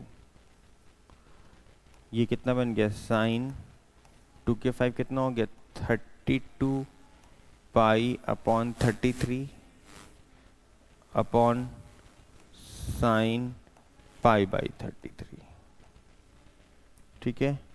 4 से कैंसिल किया इसको हमने, जब इसको 4 से कैंसिल करेंगे कितना, 4 8 जा 32, 4 से कैंसिल, 4 2 जा 8, बचा 1 उतारा 6, 4 4 जा 16, ठीक है। उसके बाद 8 3 जा 24, ये बचा 3, साइन 32 π/33 को कैसे लिखेंगे, पाई माइनस π/33 अपॉन साइन π/33। आपको पता है इसका क्वाड्रेंट सेकंड क्वाड्रेंट में साइन पॉजिटिव होता है, तो क्या रिजल्ट बन गया, 3 times sine π/33 sine pi minus theta sine theta upon sine π/33। Answer कितना हो गया, 3 हो गया। Final answer comes out 3। तो ये आसान सा क्वेश्चन था, ये फॉर्मूला हमने अच्छे से कवर कर ले, ठीक है। चलिए बढ़ते नेक्स्ट क्वेश्चन की तरफ। Next question, sign square x, एक साइन में क्वाड्रेटिक इक्वेशन दी है। अब देखो ये बड़ा अजीब सा टफ सा क्वेश्चन है, बच्चे देखते छोड़ देते हैं, लेकिन अगर इसको हम लोग देखो सिंप्लीफाई करने की कोशिश करें तो बड़ा आसान क्वेश्चन है, ठीक है। कैसे आसान है देखते हैं। देखो बच्चे सब लोग, साइन स्क्वायर एक्स, अगर यहाँ से माइनस कॉमन लूंगा, एक्स में क्वाड्रेटिक है, एक्स स्क्वायर प्लस 2x, ठीक है, एक्स स्क्वायर माइनस 2x। और जब भी एक्स स्क्वायर माइनस 2x दिख जाए तो आपको पता है वो x माइनस 1 का होल स्क्वायर बन सकता है। x माइनस 1 के होल स्क्वायर में एक्स स्क्वायर माइनस 2x आएगा, ठीक है। तो x माइनस 1 का होल स्क्वायर क्या होता है, x square minus 2x plus 1 होता है। तो यहाँ अब जब मैंने माइनस कॉमन लिया तो माइनस 2 बचा, तो इसमें हम लोग क्या करें, 1 ऐड कर दें, 1 सब्ट्रैक्ट कर दें, ठीक है। जब 1 ऐड और सब्ट्रैक्ट करेंगे तो ये होल स्क्वायर बन जाएगा, ठीक है। फिर बचा कितना, sign x minus 3 times x minus 1 का होल स्क्वायर इक्वल टू 0। ठीक है, तो ये क्या बन गया, sine square x minus x minus 1 का whole square minus 3 sine x minus 3 times x minus, अब देखो ये फैक्टर्स बन जाएंगे कैसे, फर्स्ट एंड सेकंड टर्म में इसको ऐसे लिख लो, sine square x minus x minus 1 का whole square sine x minus minus plus 3 sine x minus 3 x minus 1 का होल स्क्वायर इक्वल टू 0। तो साइन एक्स हमारा कॉमन आ गया, क्या बचा, sine x minus x minus 1 का होल स्क्वायर। ठीक है, इधर 3 कॉमन आ गया, क्या बचा, sine x minus x minus 1 का होल स्क्वायर इक्वल टू 0। तो ये रिजल्ट क्या बच गया, तो हमारा ये रिजल्ट बचा sine x minus x minus 1 का whole square into sine x plus 3 equal to 0। अब देखो इसको 0 रखेंगे तो साइन एक्स क्या आएगा, माइनस 3 आएगा, साइन एक्स तो माइनस 3 हो नहीं सकता, तो यहाँ से रिजल्ट क्या बन गया, sine x not equal to minus 3। ये तो पॉसिबल नहीं है, तो इसका मतलब साइन एक्स की वैल्यू क्या बन गई हमारी साइन एक्स की वैल्यू बनी, बोलो भाई कितनी बनी, sine x equal to x minus 1 का होल स्क्वायर। अब देखो जब भी दो डिफरेंट नेचर के ग्राफ होते हैं, एक ट्रिग्नोमेट्रिक है एक एल्जेब्रिक है, और नंबर ऑफ सॉल्यूशन निकालना होता है, तो इस केस में नंबर ऑफ सॉल्यूशन निकालने के लिए हमेशा हम लोग ग्राफ प्लॉट करते हैं, और ग्राफ जितने भी पॉइंट पे कट करेगा वो हमारे नंबर ऑफ सॉल्यूशंस होंगे। ठीक है, तो अब देखिए साइन एक्स का ग्राफ माइनस पाई से पाई के बीच में कुछ इस टाइप से साइन एक्स का ग्राफ होता है। ठीक है, एक्स माइनस 1 स्क्वायर फंक्शन का वर्टेक्स कितना होगा 1,0, यहाँ पे कोई पाइप, यहाँ पे कहीं 1,0, इस तरह से स्क्वायर फंक्शन बन गया। तो कितने पॉइंट पे कट कर रहा है ग्राफ, चेक करो, ये दोनों ग्राफ 2 ही पॉइंट पे कट करेंगे। तो final answer number of solutions कितने हो गए, नंबर ऑफ सॉल्यूशंस हो गए हमारे 2। अच्छे से चेक कर लो, कोई भी प्रॉब्लम है पूछ लें। ठीक है, चलिए बढ़ते हैं आगे। क्वेश्चन 42, क्वेश्चन 42 में देखो x की वैल्यू दी है m/n और mn को प्राइम नेचुरल नंबर्स हैं। ठीक है, और x इस इक्वेशन का सॉल्यूशन है, ये जो इक्वेशन दी है इसका सॉल्यूशन होगा x। ठीक है, दैट मीन्स इस इक्वेशन से पहले मुझे x की वैल्यू निकालनी पड़ेगी, ये बात क्लियर है। तो देखो इस तरह क्वेश्चन करने के लिए क्या करते हैं, अगर मैं साइन इनवर्स x को थोड़ी देर को एंगल लेट कर लें, साइन इनवर्स x को लेट कर लिया थीटा, तो यहां से x की वैल्यू क्या आ गई, साइन थीटा। ठीक है, तो मेरा क्वेश्चन क्या बन गया, cos 2 theta is equal to 1/9। अब cos का जो cos 2 थीटा का फॉर्मूला है वो इन टर्म्स ऑफ cos भी होता है, in terms of sine, in terms of tan होता है, लेकिन x आपको ये जो एंगल दिया है ये साइन की फॉर्म में दिया है, तो इसलिए मैं cos का एंगल साइन की फॉर्म में ब्रेक करूंगा, 1 - 2 sine square theta is equal to 1/9। तो 1 - 2 साइन थीटा की वैल्यू कितनी, x, देखो यहाँ से x की वैल्यू आ गई। ठीक है, तो 1 - 1/9 is equal to 2x square, 1 - 1/9 8/9, 2x square equal to 8/9, x square equal to 4/9। तो यहाँ से x equal to 2/3। Positive value क्यों लिए, क्योंकि नेचुरल नंबर है mn और नेचुरल नंबर हमेशा पॉजिटिव होते हैं। ठीक है, तो यहाँ से किस किस की वैल्यू आ गई, तो यहाँ से हमारी वैल्यू आ गई m और n की। तो m कितना हो गया, m हो गया 2, n हो गया 3। ये बात अच्छे से क्लियर है। mn हो गया। जब mn हो गया तो अभी क्वाड्रेटिक इक्वेशन दी है, इस क्वाड्रेटिक इक्वेशन में mn की वैल्यू रख देते हैं। m की जगह रखा 2x² माइनस n की जगह 3x, n minus m, 3 minus 2 1। ठीक है, क्वाड्रेटिक के फैक्टर्स बना लेते हैं तो अल्फा बीटा आ जाएगा, क्योंकि मुझे अल्फा बीटा की वैल्यूज चाहिए। 2x² minus 2x minus x plus 1 equal to 0। यहाँ से 2x कॉमन, कितना बचा, x माइनस 1। यहाँ से माइनस 1 कॉमन, x माइनस 1। तो फैक्टर्स बन गए x minus 1 into 2x minus 1 equal to 0। तो x की वैल्यू क्या आ गई, 1/2 और 1। इसमें से एक वैल्यू अल्फा, एक वैल्यू बीटा। लेकिन क्वेश्चन में आप ध्यान देना सब बच्चे, क्वेश्चन में आपको बोला गया है अल्फा बीटा से बड़ा है। ये सब चीज़ें गलती होती हैं, अल्फा बीटा से बड़ा है। तो इसका मतलब अल्फा कितना आ गया, 1 आ गया, बीटा कितना आ गया, 1/2 आ गया। अब हमने चेक करना है ये अल्फा बीटा किस ऑप्शन को सेटिस्फाई कर रहा है। तो सभी ऑप्शन चेक करोगे तो इस तरह से आपका फोर्थ ऑप्शन देखो बनना चाहिए। फोर्थ ऑप्शन में x की जगह 1 रखा, x की जगह 1, दैट मीन x कौन है, अल्फा, अल्फा की जगह 1 रखा। फोर्थ ऑप्शन अगर चेक करें तो 5 इंटू 1, बीटा की जगह 1/2 प्लस 8 इंटू 1/2, 8 इंटू 1/2, तो बन गया 5 प्लस 4 9। देखो 9 आंसर दिया है, तो इस हिसाब से हमारा फोर्थ ऑप्शन हमारा करेक्ट आंसर आ गया। ठीक है, तो इस तरह क्वेश्चन देखिए, क्वेश्चन देखने में बहुत टफ लग रहा था। अब देखो ये क्वेश्चन इनवर्स ट्रिग्नोमेट्री और क्वाड्रेटिक को मिक्स करके बनाया गया, बल्कि और स्ट्रेट लाइंस भी थोड़ा थोड़ा आ गया।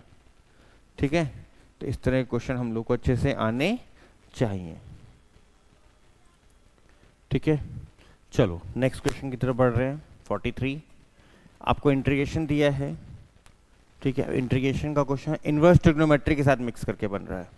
ठीक है, तो अभी मैंने बताया था इस तरह के क्वेश्चन के लिए जो भी इनवर्स वाली टर्म अंदर दी है उसको हम एक एंगल मान लेते हैं थीटा।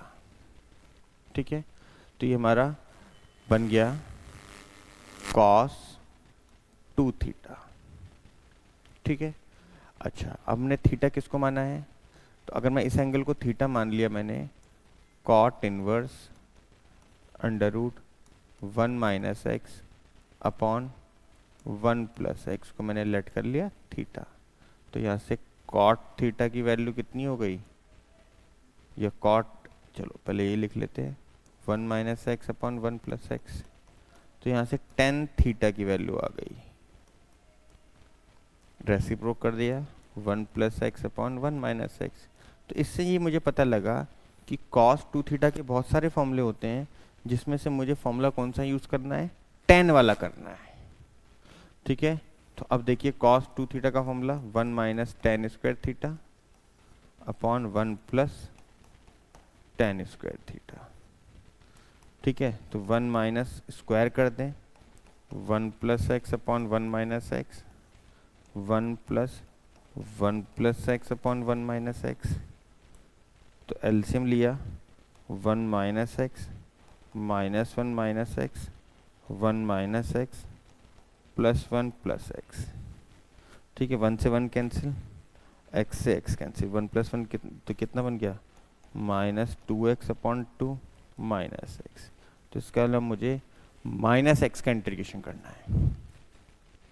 ठीक है, तो जब मैं माइनस एक्स का इंटीग्रेशन करूँगा तो माइनस एक्स का इंटीग्रेशन के लिए 1/4 से 3/4 माइनस एक्स डी एक्स, तो minus x square by 2 limits 1/4 से 3/4, तो माइनस 1/2, 3/4 का स्क्वायर 9/16 माइनस 1/16, कितना हो गया 8/16 minus 1/2, 8/16 minus 1/2 1/2 minus 1/4 is our answer. Option 3. ठीक है, चेक करिए, बिल्कुल इजीली क्वेश्चन बन रहा है.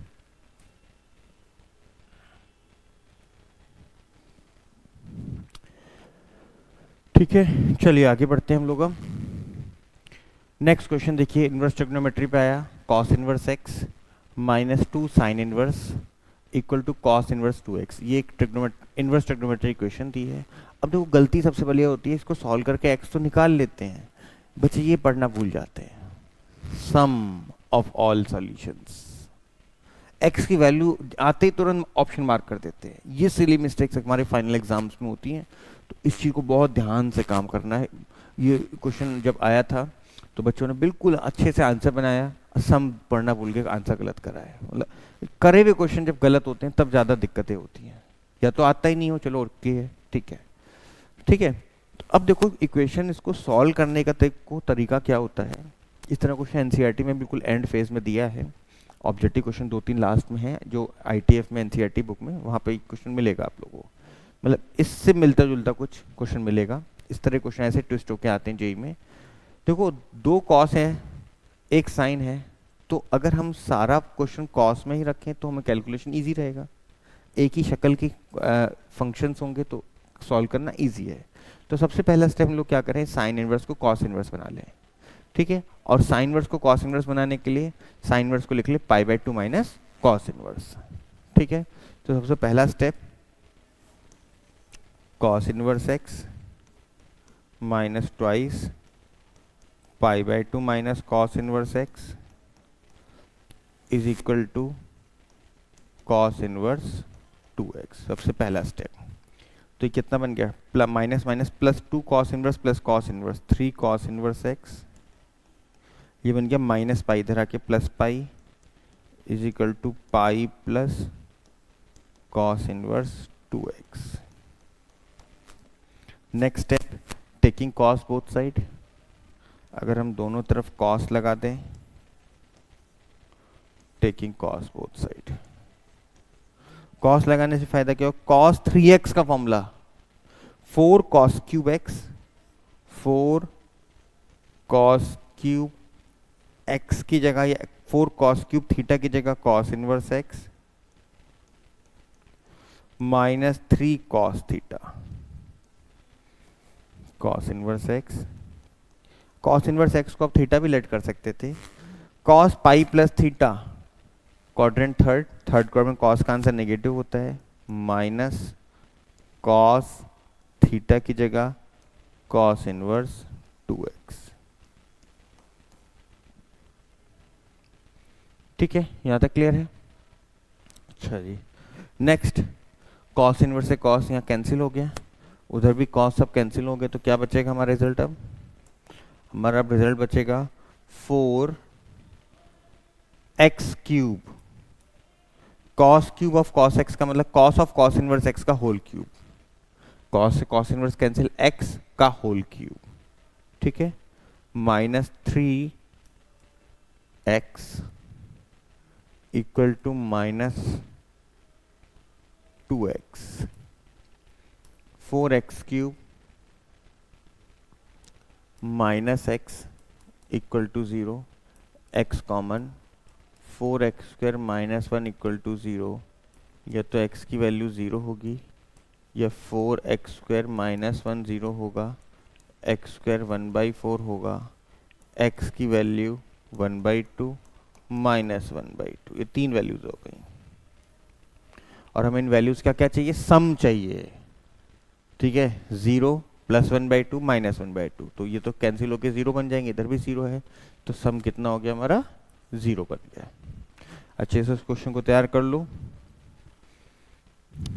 ठीक है, एक एक स्टेप चेक कर लो कैसे किया है, क्या किया है, फिर हम लोग आगे बढ़ते हैं.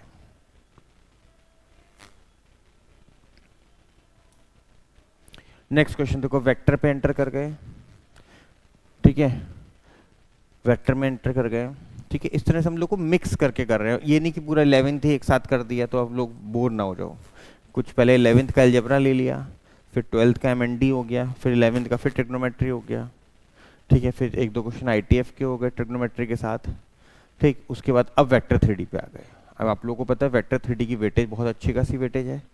ठीक है, 3 क्वेश्चन बनते ही बनते हैं, 2 से 3 क्वेश्चन तो आने ही आने हैं। तो वेक्टर थ्री और एमएनडी दोनों मिला के 4 to 5 क्वेश्चन हैं। तो उसी से और वेक्टर थ्री एमएनडी मिला के देखा जाए तो 100 में से 10-12 क्वेश्चन इन्हीं टॉपिक से हैं। 7 क्वेश्चन तो मैंने आपको एमएनडी के ही कराए हैं। ठीक है, और 6 to 7 क्वेश्चन इसके भी मिलेंगे। तो 14 to 15 question approx in 2 topic के मिलेंगे। ठीक है आप लोगों को। अच्छा, तो ए और बी 2 वेक्टर दिए हैं, सी वेक्टर हमें नहीं पता, कुछ कंडीशंस दी हैं इस तरह की। ठीक है, और हमें बी डॉट सी चाहिए। That means in short B vector दिया, अगर सी वेक्टर मालूम हो जाए तभी आंसर बन पाएगा। ठीक है, अच्छा, अब सी वेक्टर बनाने के लिए अब हम लोग क्या किया जाए, जब इस तरह से क्रॉस वाली कंडीशन दी होती है तो हम लोग उसको पहले सिंप्लीफाई करके सारी टर्म एक साथ लेके आते हैं। कैसे, देखो बच्चे सब लोग कैसे स्टार्ट करेंगे। a plus 2b vector cross c is equal to -3 times a cross c, पहला स्टेप। इधर c सेकंड है, इधर भी c सेकंड बना लिया। ठीक है, अब देखो इससे क्या बेनिफिट होगा, ये टर्म इधर आके प्लस की हो जाएगी। Second step a plus 2b cross c plus 3a cross c। इसको ऐसे भी लिख सकता हूं 3a cross c। Cross C common आ जाएगा, तो क्या बनेगा a plus 2b plus 3a cross C equal to 0 vector. ये भी वेक्टर होगा। ठीक है, यहाँ तक क्लियर है। अच्छा, अब आपको पता है जब भी क्रॉस प्रोडक्ट 0 होता है इसका मतलब वेक्टर्स कैसे होते हैं, पैरेलल होते हैं। और जब भी वेक्टर्स पैरेलल होते हैं एक वेक्टर दूसरे का लैम्डा टाइम्स होता है। ठीक है, तो इसका मतलब c vector is equal to lambda times a plus 2b plus 3a। ये आ गया सी वेक्टर की वैल्यू। इसका मतलब लैम्डा आते ही हमारा काम हो जाएगा। ए बी तो हमको पता है, ए बी तो हमको पता है। ठीक है, तो अब इसका मतलब आगे अगर हम लोग सॉल्विंग पार्ट करें तो अगर मैं सी वेक्टर की वैल्यू निकालूं इधर सी वेक्टर की, ठीक है, तो c vector equal to lambda times, अच्छा ये कितना बन गया, इस स्टेप को एक और बढ़ाते हैं नीचे, तो a प्लस 3a कितना हो जाएगा 4a हो जाएगा। तो ये बन जाएगा c vector equal to lambda times 4a plus 2b। इसी को लिख ले 2 बाहर common, 2 lambda equal to 2a plus b। ये बन गया फाइनल मेरा सी वेक्टर। ठीक है, तो इधर आ गया 2 लैम्डा आ जाएगा 2a plus b, 2a plus b की वैल्यू। तो c vector equal to 2 lambda 2a, 2a का मतलब यहाँ 2i प्लस b, तो 2i प्लस 2i 4i, इधर फिर से 2a -6 -1 -7j, फिर k कैप 7 टू जब 14 प्लस 1 15k। ये सी वेक्टर बन गया। ठीक है, उसके बाद a डॉट सी 130 दिया है, a डॉट सी 130 दिया है। ठीक है, a डॉट सी वाली कंडीशन ले रहे हैं, a dot C, a dot C कितना दिया है 130 दिया है। तो जब 2 लैम्डा तो बाहर है, तो जब a डॉट सी करेंगे, a डॉट सी करेंगे, a का पहला एलिमेंट कितना है 1, 1 इंटू 4 -3 इंटू -7 प्लस 21 7 इंटू 15, ठीक है 105। इक्वल टू कितना आ गया, 130 आ गया। ठीक है, तो 21 plus 4 25, 105, 130, 2 lambda equal to 1, lambda equal to 1/2 आ गया। और लैम्डा 1/2 का मतलब 2 लैम्डा की वैल्यू 1 हो गई। इसका मतलब सी वेक्टर कितना हो गया, 4i cap minus 7j cap plus 15k cap, ये मेरा सी वेक्टर बन गया। ठीक है, तो जब ये मेरा सी वेक्टर बन गया तो इसका मतलब आगे की अगर हम बात करी जाए, आगे की हम लोग डिस्कशन करें इसमें, तो अब मुझे क्या चाहिए, बी डॉट सी चाहिए। बस अब तो सिंपल डॉट प्रोडक्ट करना है, बी डॉट सी। तो बी का पहले एलिमेंट कितना है, 2, 2 4 जा 8, next -1 into -7 plus 7, next B का नेक्स्ट एलिमेंट कितना है, के के साथ 1, 1 इंटू 15 15, 8 प्लस 7 15 प्लस 15 30। तो हमारा फाइनल आंसर कितना आ गया, 30 आ गया। अच्छे से तैयार कर लो ये क्वेश्चन, कोई प्रॉब्लम है तो एक बार चेक कर लेना।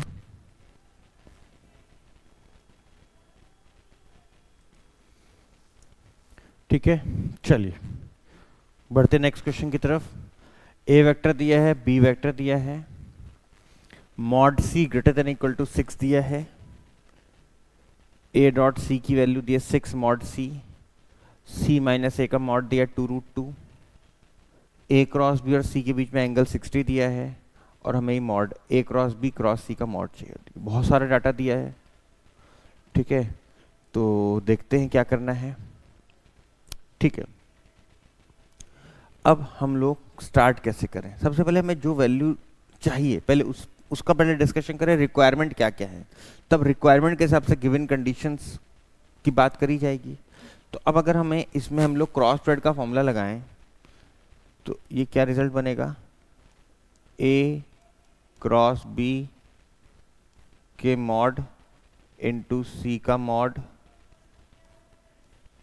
इंटू साइन, एंगल कितना दिया इनके बीच में, 60 डिग्री। पहला स्टेप, ए और बी वेक्टर दिए हैं तो ए क्रॉस बी का मॉड तो आराम से आ जाएगा। तो पहले ए क्रॉस बी का मॉड बना लेते हैं। तो ए क्रॉस बी का मॉड बनाने के लिए क्या किया जाए, ए क्रॉस बी का मॉड बना लेते हैं। ए क्रॉस बी बनाते हैं पहले। ए क्रॉस बी कितना होगा, आई कैप जे कैप के कैप, ए वेक्टर 6 1 -1, बी वेक्टर 1 1 0। ठीक है, तो आई कैप के साथ क्या आएगा, 0 माइनस माइनस प्लस 1 आई कैप, माइनस जे कैप के साथ क्या आएगा 6। ठीक है, आई कैप के साथ हमने सही किया 0 -1। ठीक है, जे कैप के साथ फिर से 0 फिर -1, ये +1 हो जाएगा, प्लस जे कैप, के कैप के साथ 6 -1 5 5 के कैप, ये ए क्रॉस बी हो गया। तो ए क्रॉस बी का मॉड कितना हो गया,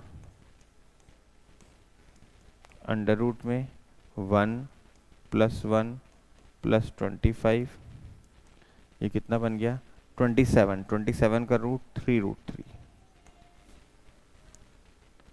ठीक है, तो ए क्रॉस बी का मॉड आ गया 3√3, साइन 60 आ गया √3/2। ये दोनों वैल्यू तो आ गई। अब खेल सारा है मॉड सी का, हमें मॉड सी चाहिए। और अब देखो मॉड सी के लिए कंडीशन क्यों दी है, ग्रेटर देन इक्वल टू 6। इस कंडीशन में मुझे कुछ ऐसा कुछ समझ में आ पा रहा है कि आपकी इसका मतलब मॉड सी की 2 वैल्यू आएंगी, इसीलिए कंडीशन दी है कि वैल्यू 6 से बड़ी लेनी है।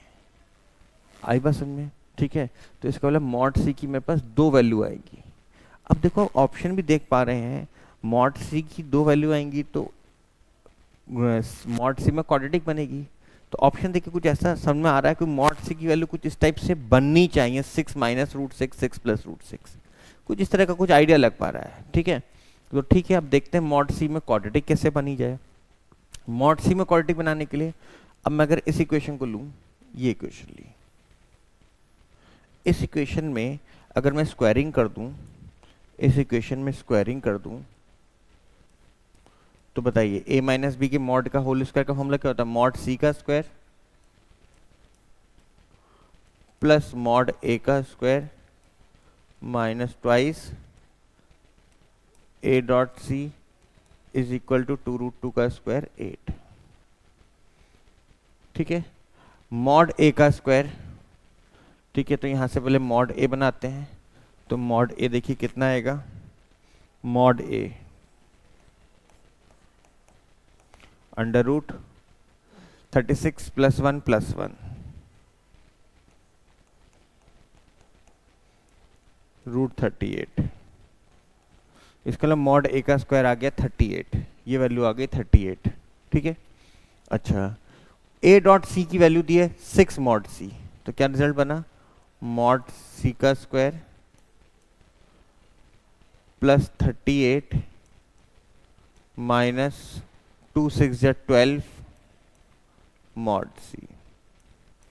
देखिए मॉड सी में क्वाड्रेटिक इक्वेशन बनी, मॉड सी का square minus 12 mod C 38 minus 8 plus 30 equal to 0। ये मॉड सी में क्वाड्रेटिक बनी, तो quadratic formula mod C equal to minus 12 plus minus under root B square 144 minus 4ac 4 3 जा 12 120 upon 2।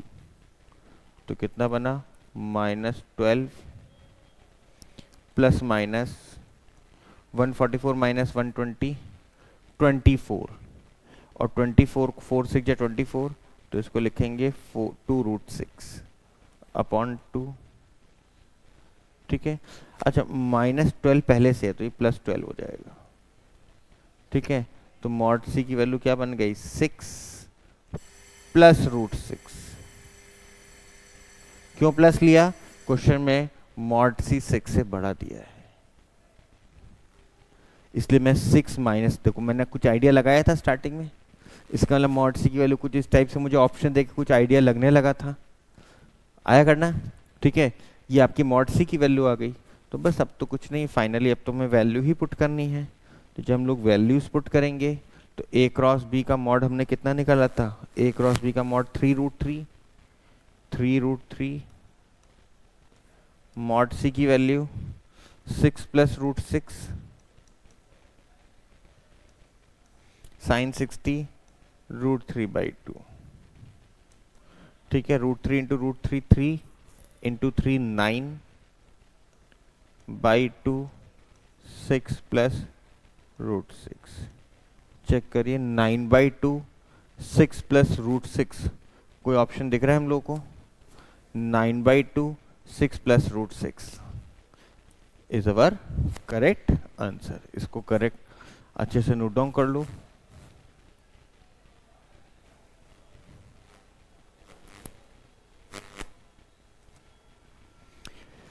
ठीक है भाई, चलिए बढ़ते हैं आगे बच्चे सब लोग। नेक्स्ट वेक्टर का क्वेश्चन आता है। अब देखो हमने वेक्टर के कितने क्वेश्चन कवर कर लिए? वेक्टर के 2 क्वेश्चन कवर कर लिए, 1 2। ठीक है, नेक्स्ट वेक्टर का क्वेश्चन आ रहा है थर्ड 3। देखो फिर fourth vector, that means vector नहीं 3D आ गया। ठीक है, 3D 1 2 3 4, बस 4 और 3 7, that means 7 question from vector 3D and 7 question from MND। अगर ये 7 क्वेश्चन आपके कवर हैं और इन 2 टॉपिक को मिला के आपको पता है 5 क्वेश्चन है हमारे पास, तो ये 14 क्वेश्चन जिस बच्चे के कवर हैं, तो 5 में से 3 क्वेश्चन 101% करेक्ट होंगे ही होंगे। 5 में से 3 मिनिमम, हो सकता है 5 सही हो जाए। जितना मैं आप लोगों को काम करा रहा हूं, जो मैं आपको कॉन्सेप्ट दे रहा हूं, वो कॉन्सेप्ट अगर अच्छे से क्लियर करते जा रहे हैं हम लोग। ठीक है, नेक्स्ट क्वेश्चन आता है OA OB OC, ये 3 वेक्टर्स हैं। O ओरिजिन है, area of parallelogram OA and OC से 2 एडजेसेंट साइड है पैरेललोग्राम की, और आपको पैरेललोग्राम का एरिया दिया है 15। ठीक है, आप लोग को अच्छे से पता है कि अगर पैरेललोग्राम की adjacent side A vector B vector होता है, तो पैरेललोग्राम का एरिया होता है A क्रॉस B का मॉड। ठीक है, तो ओ ए ओ सी से पैरेललोग्राम बन रहा है, इसका मतलब अब पैरेललोग्राम के एरिया का क्या फॉर्मूला हो जाएगा, ओ ए वेक्टर क्रॉस ओ सी वेक्टर का मॉड इक्वल टू 15, पहला स्टेप। ठीक है, ओ ए वेक्टर हमको कितना दिया है, 2a वेक्टर,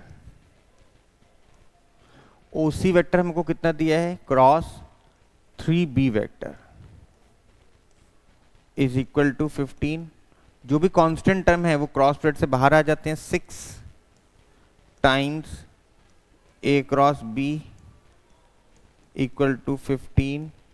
तो हमारे पास a क्रॉस b की वैल्यू सॉल्व होके आ गई 15/6, कितना हो जाएगा 15/6, ये बन जाएगा 5/2। ठीक है, 3 से कैंसिल हो जाएगा, 3 5 जा 15, 3 2 जा 6, 3 5 जा 15, हाँ 5/2। a क्रॉस b सॉल्व होके आ गया हमारे पास। ठीक है, यहाँ तक तो कोई समस्या नहीं होनी चाहिए। ठीक है, अब a क्रॉस b आ गया। अब देखते हैं a क्रॉस b का मे भी आगे कोई जरूरत पड़े, इसीलिए इन्होंने डाटा दिया है इस तरह का। अब हमें quadrilateral O A B C quadrilateral का हमको एरिया चाहिए। ठीक है, तो इस तरह का कोई पहले क्वाड्रिलेटरल है ओ ए बी सी, इसी ऑर्डर में लिखना जिस ऑर्डर में आपको दिया है। ठीक, अब आपको अच्छे से पता है जब भी हमें किसी क्वाड्रिलेटरल का एरिया चाहिए होता है तो डायगोनल का क्रॉस प्रोडक्ट लेते हैं। तो एरिया ऑफ क्वाड्रिलेटरल का फॉर्मूला क्या होता है, हाफ d1 क्रॉस d2, जिसमें से पहला डायगोनल कितना हो गया, मॉड में होता है, जिसमें से फर्स्ट डायगोनल हो गया OB क्रॉस सेकंड डायगोनल हो गया AC equal to half OB vector हमें कितना दिया है 6a plus 5b, 6a plus 5b cross AC vector हमको कितना दिया है AC। ठीक है, AC का मतलब position vector of final point minus initial point C minus A। ठीक है, तो AC वेक्टर को हम क्या लिखेंगे, AC वेक्टर कैसे बनेगा, C पॉइंट का पोजीशन वेक्टर है OC vector minus OA vector. ठीक है, OC माइनस OA, तो OC माइनस OA का मतलब 3B minus 2A, 3B minus 2A, 3B minus 2A। आया करना, यहां तक क्लियर हो गया। अच्छा, उसके बाद नेक्स्ट स्टेप 6 3 जा 18, कितना बना हाफ मॉड के अंदर 6 3 जा 18 A dot B, sorry A cross B, फिर 6 2 जा 12 मॉड A का स्क्वायर माइनस 12 मॉड A का स्क्वायर, 3 5 जा 15 मॉड B का स्क्वायर, 15 मॉड B का स्क्वायर, लास्ट 5 2 जा 10 B क्रॉस A, तो माइनस 10 B क्रॉस A। कुछ इस तरह का रिजल्ट बन पाया। अब आप चेक करो mod A square plus mod B square. ठीक है, मॉड A स्क्वायर कितना बनेगा, मॉड A स्क्वायर, चलो अभी देखते हैं mod A square mod B square की अभी वैल्यू चेक करते हैं। अब सबसे पहले देखो 18 A क्रॉस B और इधर 10 B क्रॉस A, तो अगर ये इसको A क्रॉस B लिखूंगा तो ये प्लस 10 हो जाएगा, तो ये ऐड हो जाएगा 18 plus 10 28 half 28 A cross B, 28 A cross B।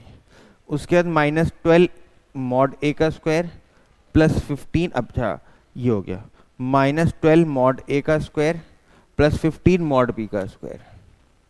ठीक है, अब मॉड A और मॉड बी की वैल्यू हमें चाहिए होंगी। ठीक है, अब देखो बच्चे सब लोग, देखो इस तरह की सिली मिस्टेक हो जाती हैं। ए क्रॉस ए मॉड ए नहीं होता, ए क्रॉस ए तो जीरो होता है, ए डॉट ए मॉड ए होता है। तो इसको हम करेक्ट कर लें, तो ए क्रॉस ए तो जीरो ही हो जाएगा। तो यहाँ सिंपल बचेगा कितना, -10 बी क्रॉस ए। इसीलिए mod A mod B problem कर रहा था, मॉड ए मॉड बी आएगा ही नहीं। तो ये कितना बच गया, 28 ए क्रॉस बी। तो ये कितना बचा, 14 इंटू ए क्रॉस बी का मॉड कितना है, 5/2, 5/2।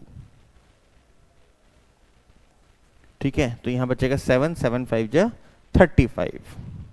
Fourth option is the answer. तो ठीक है, ध्यान रखना, a cross a zero vector, b cross b zero vector, a dot a mod a का square, b dot b mod b का स्क्वायर। क्लियर है, इसको अच्छे से नोट डाउन कर लो, एक एक स्टेप चेक कर लेना, इस तरह क्वेश्चन को जरूर तैयार कर लेना आप लोग। ठीक है, चलो बढ़ते हैं आगे हम लोग। Next, consider a line L passes through two given points। ठीक है, line passes through two given points, हमें लाइन की इक्वेशन पता है। ठीक है, एनसीईआरटी बुक में हम लोग ये तो एनसीईआरटी में ही पढ़ते हैं, equation of line passing through two given points. तो लाइन की इक्वेशन बनाने का तरीका, x minus x1 upon x2 minus x1, y minus y1 upon y2 minus y1, z minus z1 upon z2 minus z1। ये होती है हमारी line की इक्वेशन। ठीक है, अब इस लाइन की इक्वेशन में हम लोग वैल्यूज रख दें। x माइनस x1 की जगह कितना दिया, 1, x minus 1 upon x2 minus x1 2 minus 1, y minus y1 की जगह 2 upon y2 minus y1 1 minus 2, z minus z1 की जगह 1 अपॉन z2 माइनस z1 -1 -1 -2। ये लाइन की इक्वेशन आ गई। अब आपको क्वेश्चन देखो, ये बिल्कुल जनरल नॉर्मल क्वेश्चन है, mirror image of point with respect to line. ठीक है, अब जब भी आपको ये लाइन की इक्वेशन आ गई, अब जब भी आपको किसी लाइन के अबाउट मिरर इमेज निकालनी होती तो लाइन को लिख देंगे लैम्डा। ये लाइन की इक्वेशन है। ये कोई पी पॉइंट है जिसकी आपको मिरर इमेज चाहिए, वो पी पॉइंट कितना दिया है, 2, 2, 2। ये मिरर इमेज है आपकी बी पॉइंट, या बी लिख दो, जिसके कोऑर्डिनेट हमने मान लिए अल्फा बीटा गामा।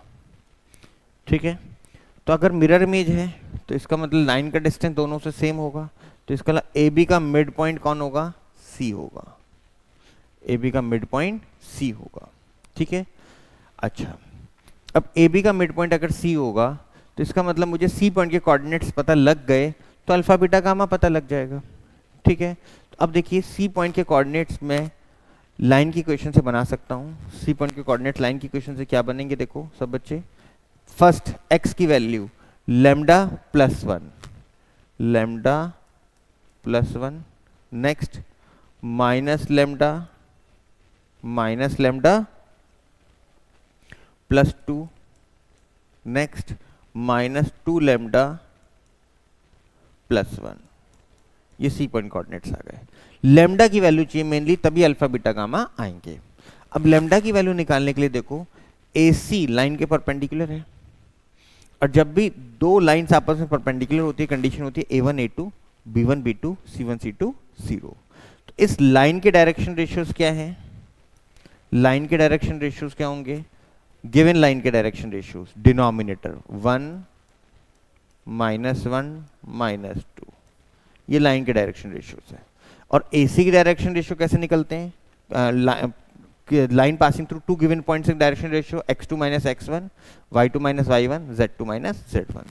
तो अब बताइए 1 के साथ इनटू में क्या आएगा, x2 minus x1, lambda plus 1 -2 lambda -1, y2 minus y1 तो माइनस लैम्डा प्लस 2 -2 कैंसिल, तो -1 के साथ minus lambda Z2 minus Z1 minus two के साथ minus two lambda plus one minus two, तो ये बचेगा, मैं नीचे लिख देता हूँ इसको, माइनस टू के साथ माइनस टू लेमडा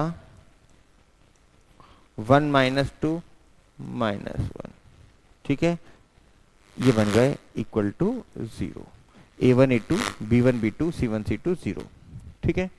तो अब कितना बचा ये देखो, lambda minus one plus lambda plus 4 lambda 6 lambda,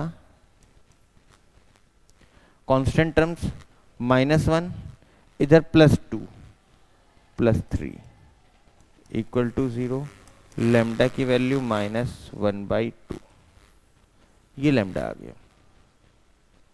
और अगर लेमडा -1/2 आ गया तो सी पॉइंट कितना आ गया इससे, हाँ जी बच्चा C point 1 -1/2 1/2, next 2 minus minus plus हो जाएगा, 2 + 1/2 5/2, नेक्स्ट आगे बोलिए 1, ये माइनस माइनस प्लस हो जाएगा, ये 1 हो जाएगा, 2 से 2 कैंसिल, 1 + 1 2, मिड पॉइंट आ गया, ठीक है। इस पॉइंट को हम लोग बोलते हैं फुट ऑफ परपेंडिकुलर, तो क्वेश्चन में फुट ऑफ परपेंडिकुलर पूछा जा सकता है। तो अब अल्फा बीटा गामा कैसे आएंगे, alpha + 2/2 equal to 1/2, next beta + 2/2 5/2, next gamma + 2/2 कितना 2, तो यहाँ 2 से 2 कैंसिल, तो अल्फा की वैल्यू कितनी हो गई, 2 से 2 कैंसिल 1 - 2 -1, 2 से 2 कैंसिल 5 - 2 3, 2 2 जा 4, 4 - 2 गामा इक्वल टू 2। तो इसका मतलब मिरर इमेज के कोऑर्डिनेट्स अल्फा बीटा गामा आ गए, ठीक है। तो अल्फा की जगह हमने रखा -1, बीटा की जगह रखा 3, गामा की जगह रखा 2, 6 2 जा 12, 12 + 3 15 -1 14 इज अवर आंसर। आया करना, ठीक है। तो ये हमारा 3D का एक और क्वेश्चन तैयार हो गया, एक और कॉन्सेप्ट ब्रशअप हो गया। ये कॉन्सेप्ट अच्छे से बिल्कुल रिवाइज कर लेना, क्वेश्चन जरूर मिलेगा।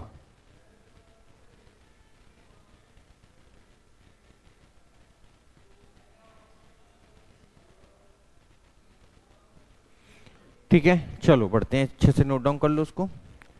नेक्स्ट क्वेश्चन बढ़ने जा रहे हैं हम लोग 49th, शॉर्टेस्ट डिस्टेंस, बहुत क्वेश्चन आता है इस पे, रिपीटेड क्वेश्चन आएगा 3D पे।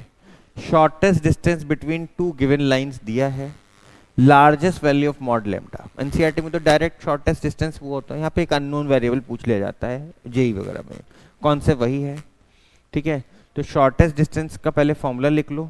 शॉर्टेस्ट डिस्टेंस वैसे तो आप लोग को फॉर्मूला याद ही होगा जो आप लोग ने प्रिपरेशन कर रहे हैं, मॉड के अंदर A2 - A1 dot B1 cross B2 upon में B1 क्रॉस B2 का मैग्नीट्यूड मॉड, ये हमारा शॉर्टेस्ट डिस्टेंस का फॉर्मूला है, ठीक है। तो सबसे पहले A1 A2 B1 B2 vector लिखते हैं। तो A1 वेक्टर कितना, A1 वेक्टर हमारा बनेगा lambda i cap + 2 j cap + k cap A1। A2 vector -2 i cap -5 j cap + 4 k cap, A1 A2 हो गया। B1 vector 3 i cap -j cap + k cap, B2 vector minus 3i cap plus 2j cap plus 4k cap. ठीक है, A1 A2 B1 B2 vectors आ गए। ठीक, उसके बाद हम लोग क्या करेंगे, फॉर्मूले में दिख रहा है B1 क्रॉस B2, तो पहले B1 क्रॉस B2 बनाते हैं। B1 क्रॉस B2 वेक्टर, तो B1 क्रॉस B2 आई कैप के साथ यहाँ क्रॉस मल्टीप्लिकेशन करेंगे, -4 -2 -4 -2 कितना हो गया, -6i कैप, जे कैप के साथ माइनस आता है, 12 प्लस 3 15 जे कैप। दो बिना डिटरमिनेंट के आपको डायरेक्ट मैं आपको क्रॉस प्रोडक्ट करना सिखा रहा हूँ।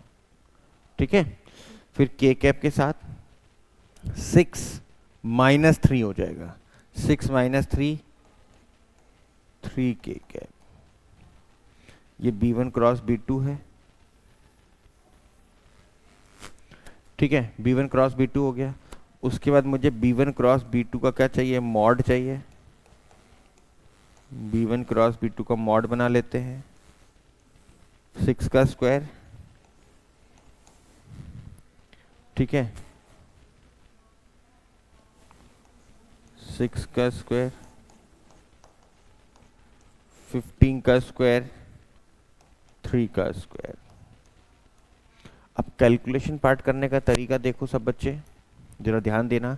3 का स्क्वायर बाहर कॉमन आ गया, 3 का स्क्वायर बाहर कॉमन आके कितना बना, तो B1 क्रॉस B2 का मॉड, 3 का स्क्वायर कितना बन गया, 3 अंडर रूट।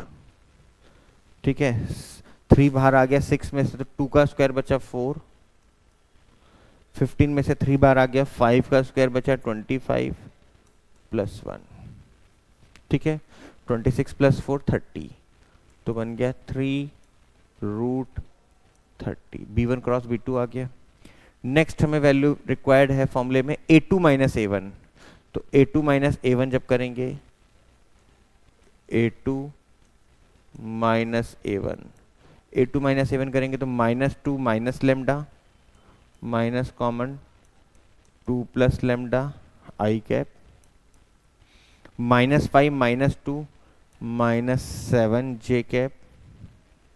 ठीक है, उसके बाद 4 -1 5, 4 -1 5 सॉरी 4 -1 3 3k कैप।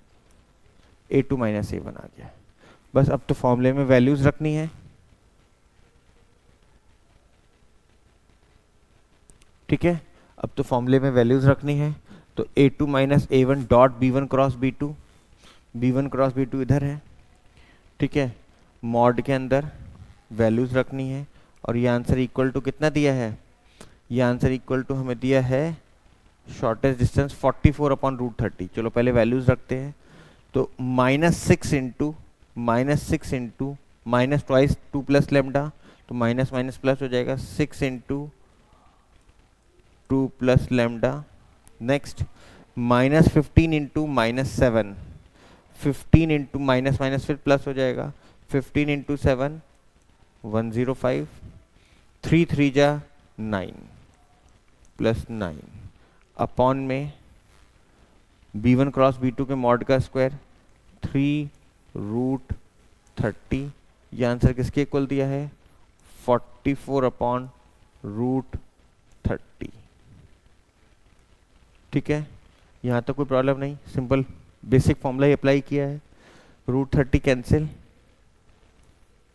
√30 कैंसिल, तो कितना बचा, 6 2 जा 12, 105 105 प्लस 12 117, 117 प्लस 9 126। ठीक है, 126, तो 6 लेमडा प्लस 126 का mod is equal to 3 into 44। ठीक है, 6 प्लस 3 9, दैट मीन्स यहाँ से ये वैल्यू 3 से डिवाइड होगी, इवन नंबर है तो 6 से भी डिवाइड होगी, दैट मीन्स 6 बाहर कॉमन आएगा। देखो मैंने कैसे चेक किया, 126 6 से डिवाइड होगा तो 6 बाहर कॉमन आ गया तो कितना बचा, लेमडा प्लस इसको 6 से डिवाइड किया, 6 2 जा 12, 6 1 जा 6 is equal to 3 into 2 into 22। 6 से 6 कैंसिल हो गया, ये 6 कैंसिल हो गया, तो इसका मतलब हमारा रिजल्ट क्या बचा, लेमडा प्लस 21 का मॉड इज इक्वल टू 22। तो lambda plus 21 is equal to plus 22 और माइनस 22। तो लेमडा इक्वल टू 1 और माइनस 22 माइनस 21 कितना बना, -22 माइनस 21 बना आपका -2 + 1 3, 2 और 2 4। ये लैम्डा की वैल्यू हो गई 1 और -43। आपको मॉड लैम्डा चाहिए, possible values of mod lambda, largest possible value. अब देखो गलती नहीं करना बच्चे, देखो 1 लिख देते हैं, बड़ी वैल्यू 1 है, लेकिन मॉड लैम्डा की वैल्यू चाहिए। मॉड लैम्डा की वैल्यू 1 और 43, तो बड़ी वैल्यू कौन है, 43 इज द आंसर। आया करना सब लोगों को, अच्छे से नोट डाउन कर लें, कोई प्रॉब्लम है तो क्लियर कर लेना अच्छे से।